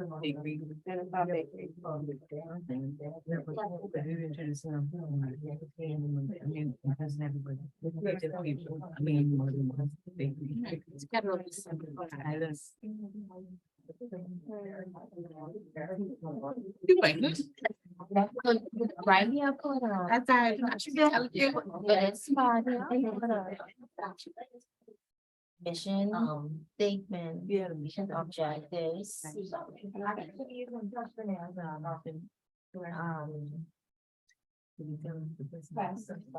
We do a PowerPoint. Show them. Introducing them to.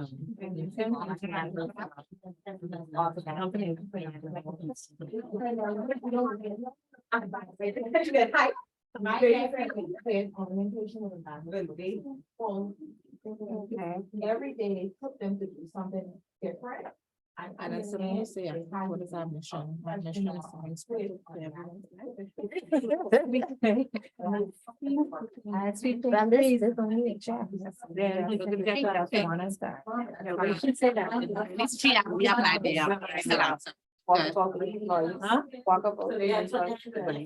take them around the company. We introduce them about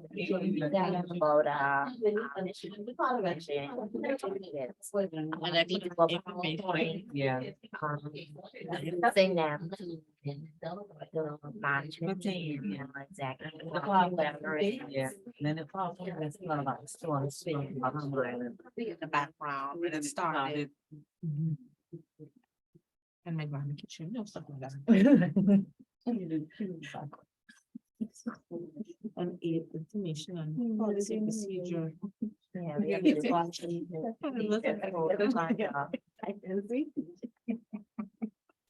I was wondering if what is it like? I actually think we talk about. I could talk, but I ain't gonna come on stage with this. Okay, so from that. She said introduction of all relevant superiors. Yeah, you can say so. Directors, managers. Big business.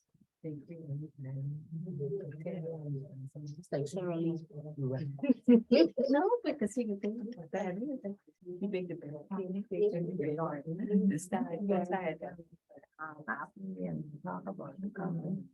You know, policies and procedures. Policies and procedures. Expectations.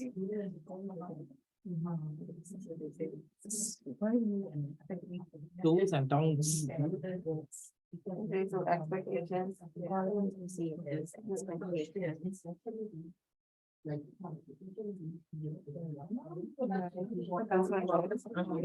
that's still, and that's still with the handbook, they still would get out. I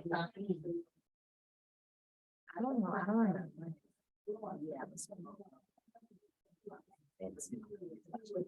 You give them the handbook, the handbook, you give them the, they have handbooks, they can read that themselves. Yeah, so. Give them the handbook, read that themselves. Provide, benefits. Okay, so the handout phase means like, could you drop it in somewhere right there? That would be after the commissions, blah, blah, blah. Blah, blah.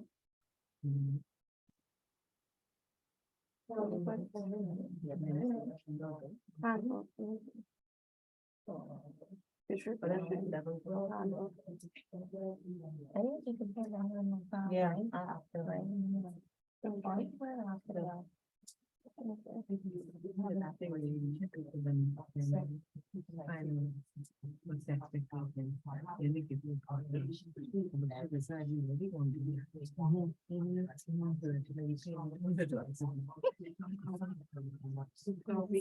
Do they have handbook presence on these questions? Question and answer. Discussion. Yeah. It's a checklist there. So, vision, mission, and ready to company code should be. That's about the island, the west side of it. So it's just like.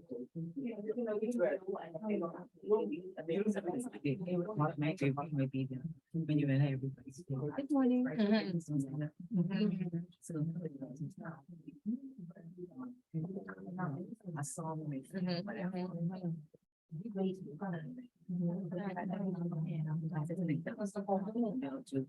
Right, right. It's a good one. I said like, people join with it, so I'm going to find my husband. What do you want to say?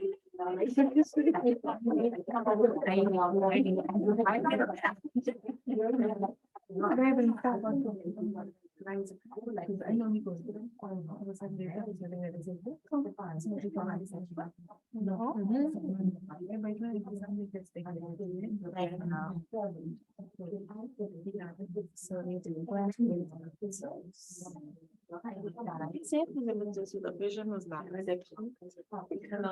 Answer, the question answers good, eh?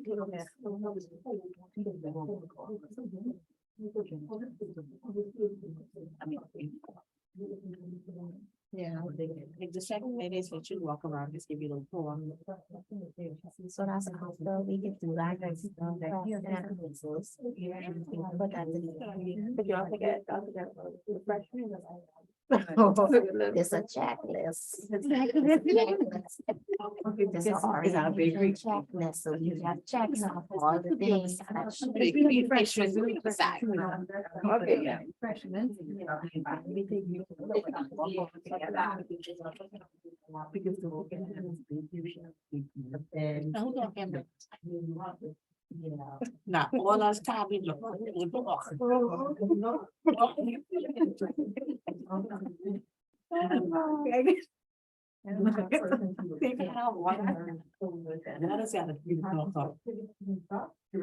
Like some over you. Oh, yeah, yeah. You serious? I just want to know if you're serious. No, sorry. That's sorry, okay, we sorry. understand. Very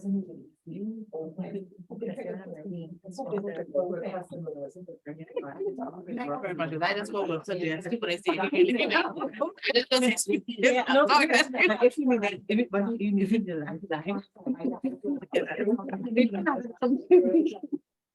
So you could walk about.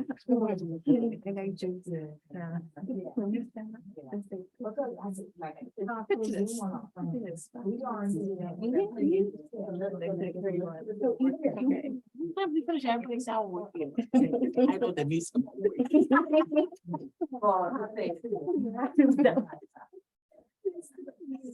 Something else we should talk about.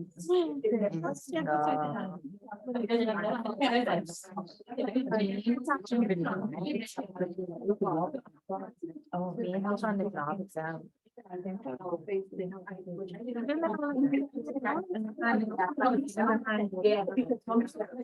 job is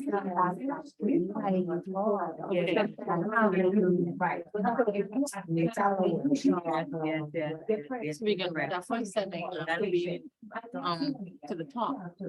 We can top of the. Like we're talking about the development.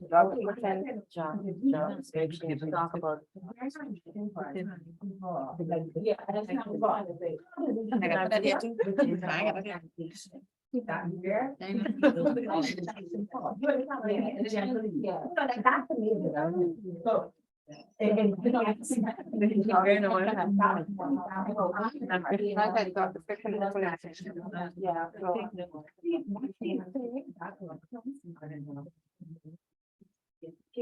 Like you already in the bridge to the company. You understand? Oh, those like. Good job already. Yeah. This person seems to be effective. It sound like you're going to.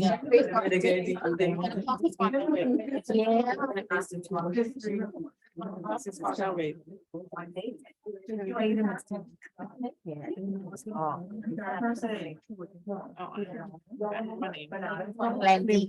I remember.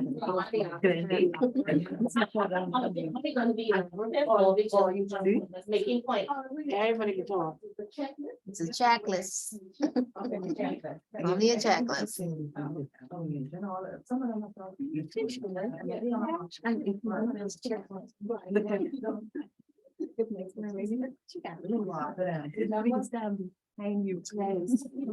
Numbers big off that. Okay, remember that this is something that we're gonna take back. No. No. Okay, and apply it. Apply it. Okay. All right, let's rock and roll. Okay, The quiet Yeah. ones. So we- We can take Quiet it. ones. Yeah, that's what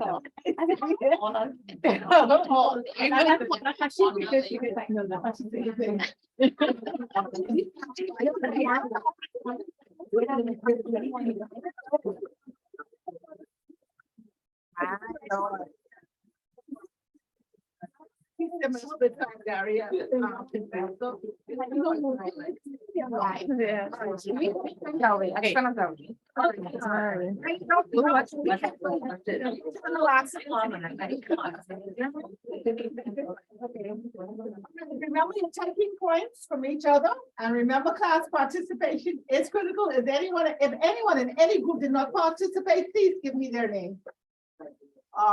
At the end of the class. Let's, okay. Okay. So I need everybody undivided attention. Okay. All right. Yes, Lauren. Are we watching, right? Yes, Lauren. This could be good. Yes, Lauren. All right. So picture this. Good job. Sprinkles Incorporated. Yay. Okay, Sprinkle. Yes, yeah. So this is our checklist. Let me stop that. So firstly will be the introduction of each candidate in terms of everybody introducing themselves. a little bit of their background, personality, characteristics about themselves, if they wish to share. Secondly, it will be the introduction of the company, our vision, missions, objectives, goals, expectations. Thirdly, will be our company's culture. Fourthly, we have job description, explanation in terms of what you were hired to do in the company and what you're expected to do. Fifthly, we have a PowerPoint mainly about the company's history, the plans for the future, about the islands, where it started and how and why, our why. Introduction of all superiors, departments, so each candidate can be, educated a bit. Then thereafter, we have policies and procedures. The distribution of the handbook, which we will review. And the question and answer section. Refreshments, of course. And then, the recess, and then the walkabout. And here ends the scripture reading. Any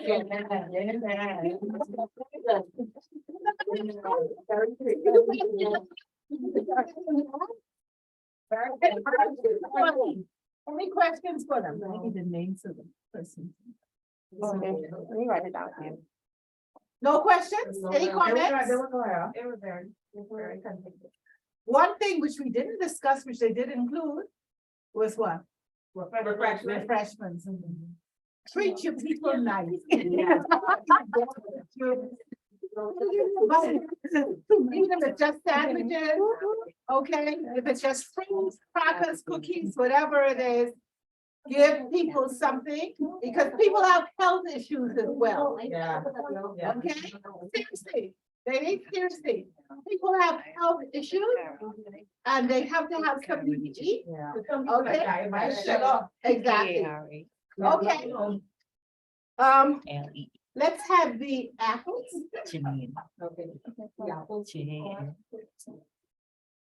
I'm gonna be loud. Can you guys hear me? Yeah. Yes. Zaria, you can hear her? Really? It's not a B-E-R. Yes, I can. Okay, she can hear you. Mhm. So our checklist. Why don't you come in the middle, right, come right here. Okay, someone's gonna pick it up. Okay, no problem. Okay, thank you, Denise. Okay, here's our employee checklist. We'll provide the employee handbook with health and safety guides, code of conduct. Then we'll have the organizational chart, the vision and mission statement, departmental goals. We would do the walkabout, we show you the kitchen area, the staff, introduce you to everybody that you will come in contact with, so you won't be just the new face. Then we'll talk benefits, compensation packages. You will have your welcome message, of course, whether it be via email, letter, video slides, Zoom. We will identify a mentor, a coach. By pairing up. And by pairing up.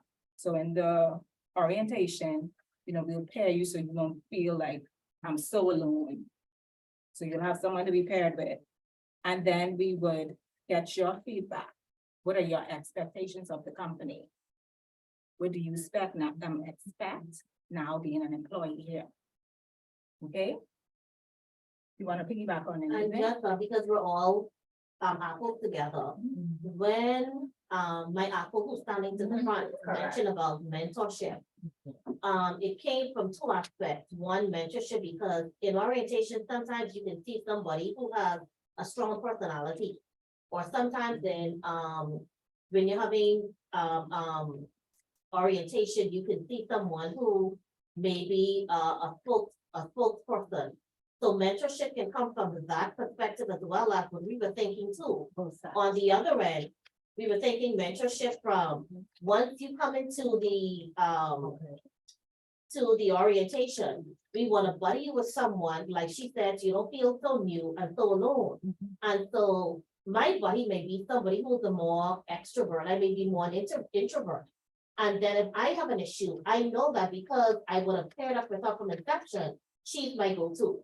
And then she can probably refer me to somebody who she would have already been exposed to, because of her being an extrovert. She can say, well, Denise, you know what? I was able to speak with someone, and I think this may be a good fit for you to talk to this person on, instead of you trying to find somebody on your own or go to the wrong person, you know, things like that. So we looked at mentorship from both aspects, Very good. from new hires and from somebody already who's a part of the company, A who sees them. seasoned individual. We call them something, we call an orientation buddy. Right. It's a good concept in that, if you can find someone who historically can be trusted and who has a lot of history and they've been with the organization Veterans. for a veteran sort of person, or not, let's say knowledgeable person, you can, the orientation buddy can refer him or her to that person if if there is an issue, or if they need more knowledge on something, and they can direct them properly.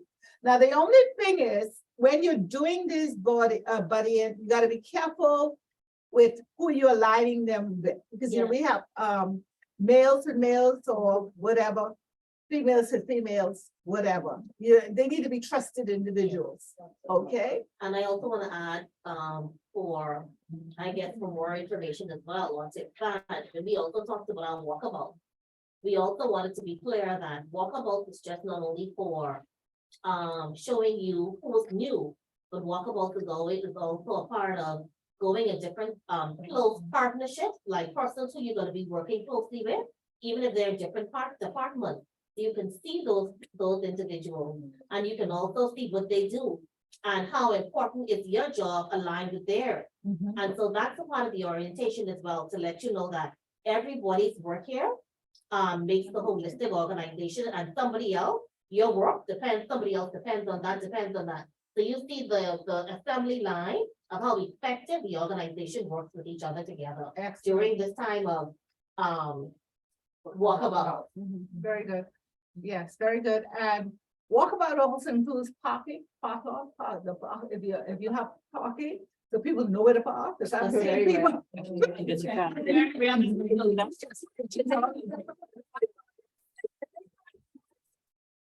In my parking space. Yeah. And they just ring. I said, oh my God, look at my window, and I'm like, oh my God. And people become so possessive. Things which aren't this. Oh my God. Yeah. So that includes that as well as the fire escape routes, as well as where to gather. Health and safety. That's part of the health and safety. Extinguisher. Yes. And the rendezvous point. And how to use it. And how to use it. The important point is how to use the fire extinguishers. yeah. That can also be a part. That's why some organizations, orientation is over 2 days, 2.5 days, sometimes 3. And sometimes you bring in a guest speaker. Nobody had put that in theirs, but it's also someone from the community, a guest speaker, to talk on, we used to use it to talk on general ethics, conflict resolution, which is a critical thing in this era, how to resolve conflict. And so before we leave, the projector went down. So I know I'm not gonna climb up there to turn the switch back on. One of the things I wanted to give you just 4 points before we leave this evening, which you may wish to cover. Is as part of your orientation. Oh, now you can go back to your seat. I may have the names speak of people from your group as well.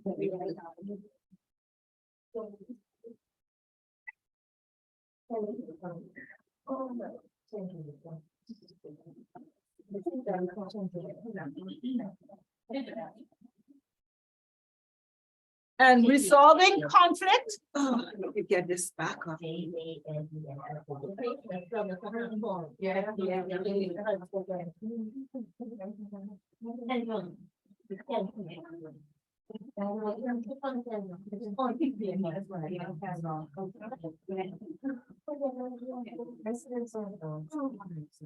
Okay, this here deals with tools how to manage conflict. As you and you want to share this in your orientation.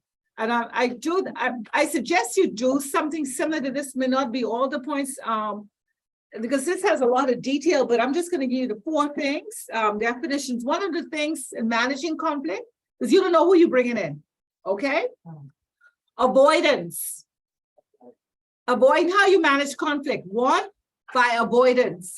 And what do I mean by avoidance? Withdrawing from a conflict or ignoring it. That's one way to deal with it. Avoidance, withdrawing from a conflict or ignoring it.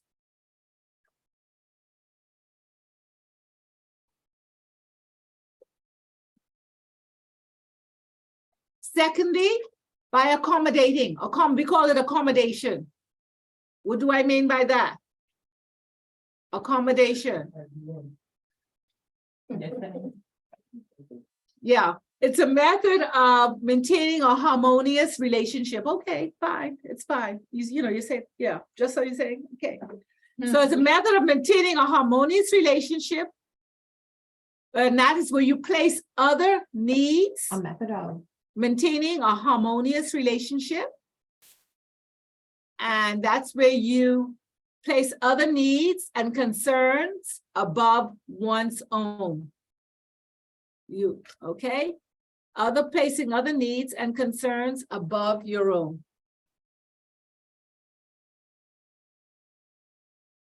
Some people also go to the next one. We call it forcing.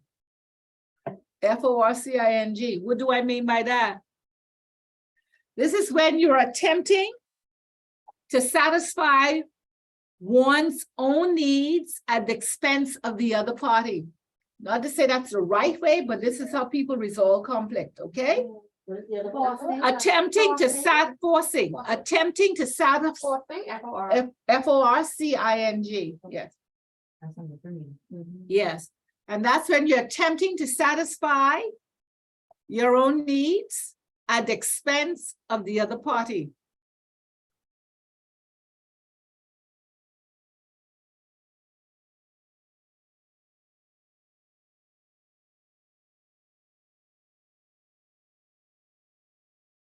Next, compromise. Compromise. You hear this quite a bit. meet them in the middle. You meet them in the middle. Everybody is like win-win. You're creating win-win. And basically, it's an approach to conflict that requires each group or each person to give something of value. Each person gives something of value to resolve the conflict. It is an approach to conflict That requires each person or each group to give something of value.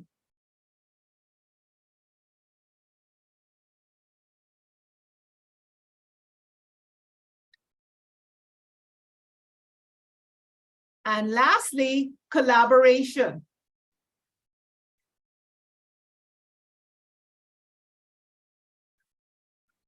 What are these topics? This is managing conflict, how you manage conflict, tools to manage conflict.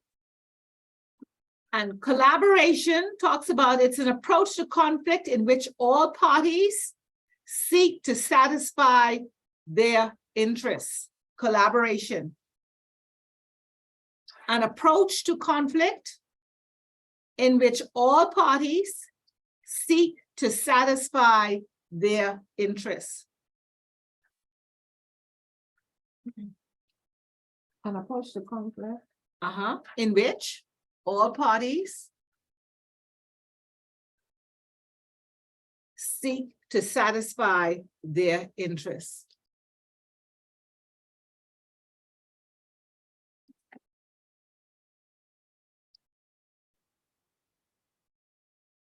So avoidance, accommodation, forcing, compromise, collaboration. These are methods of conflict that you can, or tools that an individual can use to resolve conflict, which they may find themselves involved in. I'm not saying that they're all correct, but your situation you find, or the individual finds him or herself in, will determine which one of those methodologies you may consider using. I'm not saying that that's the only way. Please keep that in mind. There are all sorts of ways to manage conflict, but there are some recommendations, and you can do a personal research if you so desire, to determine which ones you want to use or any additional ones you want to use to resolve conflict. Any questions, any comments on that? Or anything that we have shared this evening? We just get a lot in one glance. Child, this is Really. it's a lot, but remember we're doing it's short. It really, I only can give you a foundation, and the thing about it is really not going in the depth that it's only touching the surface. So you don't even teach the intermediate. Yeah. You teach it next time? So you do I could do that. Ms. Reynolds, Because they have a class going on now, so you teach that now? This one, this next. Do you recommend doing intermediate and employment law for intermediate? Especially if she's already in the field. Yeah, it's up to you. Yeah, your choice. You'll have to do the intermediate at some point. Yeah. You'd have to go, you'd have to go to the next level. And what we do in that one, we go in the depth, and each class would have, you could spend the whole evening on in each class, but it requires a little bit more work though, and more tests. Wow. More tests, examining. And That's why I'm asking, do you take employment law will help with that class or no? no, because you don't, employment law is more for practitioners. Or preparing to be a practitioner. So it doesn't matter. You just, it's up to you. I don't want to have an influence on you. You know what your needs are. So you determine what those needs are. Okay. You determine what those needs are. Okay, thanks, Joe. We let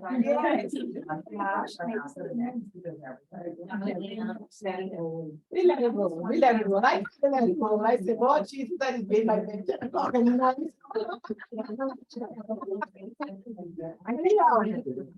Let's roll out 8:30 because I do have, I have something I have to go to do. So I'll see y'all later. All right. Yeah. Chloe, Yes. Hi. the person's clinical. She wants to see the group, please. And then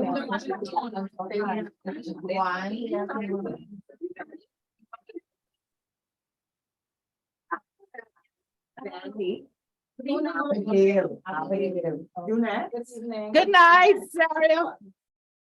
See you next week. Good night, you next. All right. Look at me. No, I got that my phone. I didn't get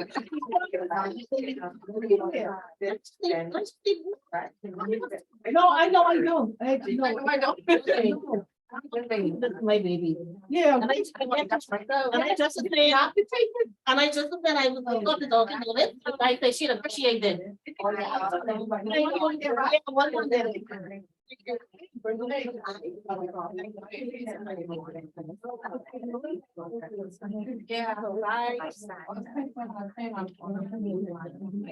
Yeah.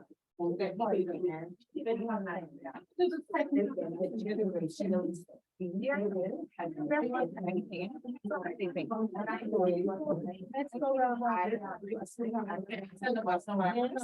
read it, they don't remember. I said right now. But I can't. Yeah, that's true. That's what I. You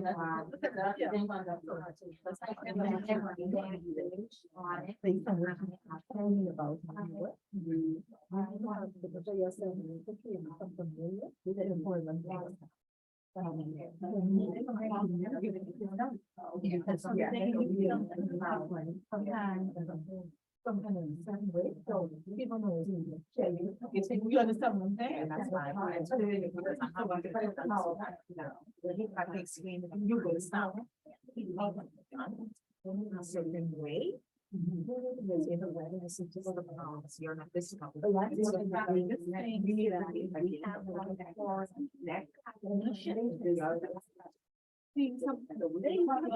They pretend that if you don't talk about it, they pretend because they're in a third world country, and they think they can do thing. They were trying to take advantage of the situation. But once you know, they go there. I said.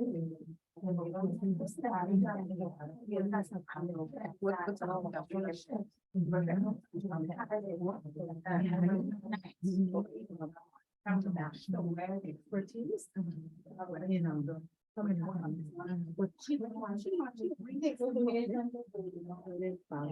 I'm trying to get some of somebody. My mentor, getting to assist me. You know, because it's wrong, and I don't want to speak to the college and advise me.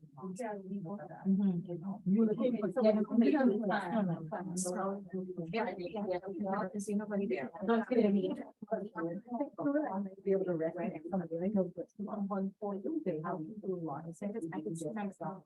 This weekend. We find everything that it's an issue. They want to send anything by when the first day, they have me on top.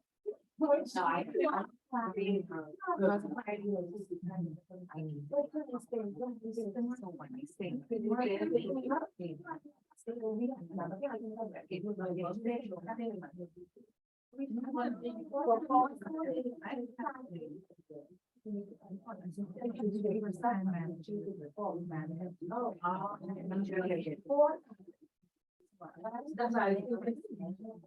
one day, send some of them. Okay,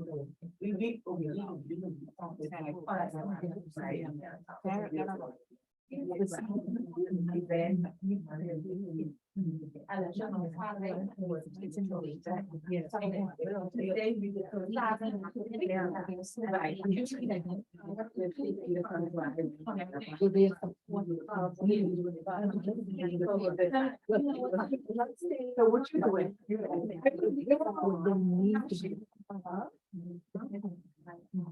Moving forward. You understand what I'm saying? I don't think about it. So it's all that are universe. We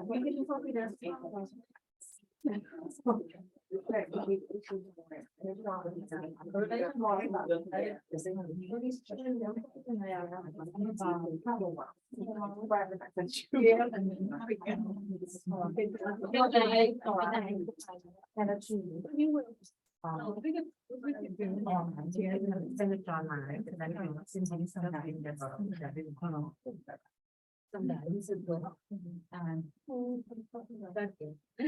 let me pull this foot out. Who could be a referral? You walking across the road, so you need to go with the crowd. I said, what's something I put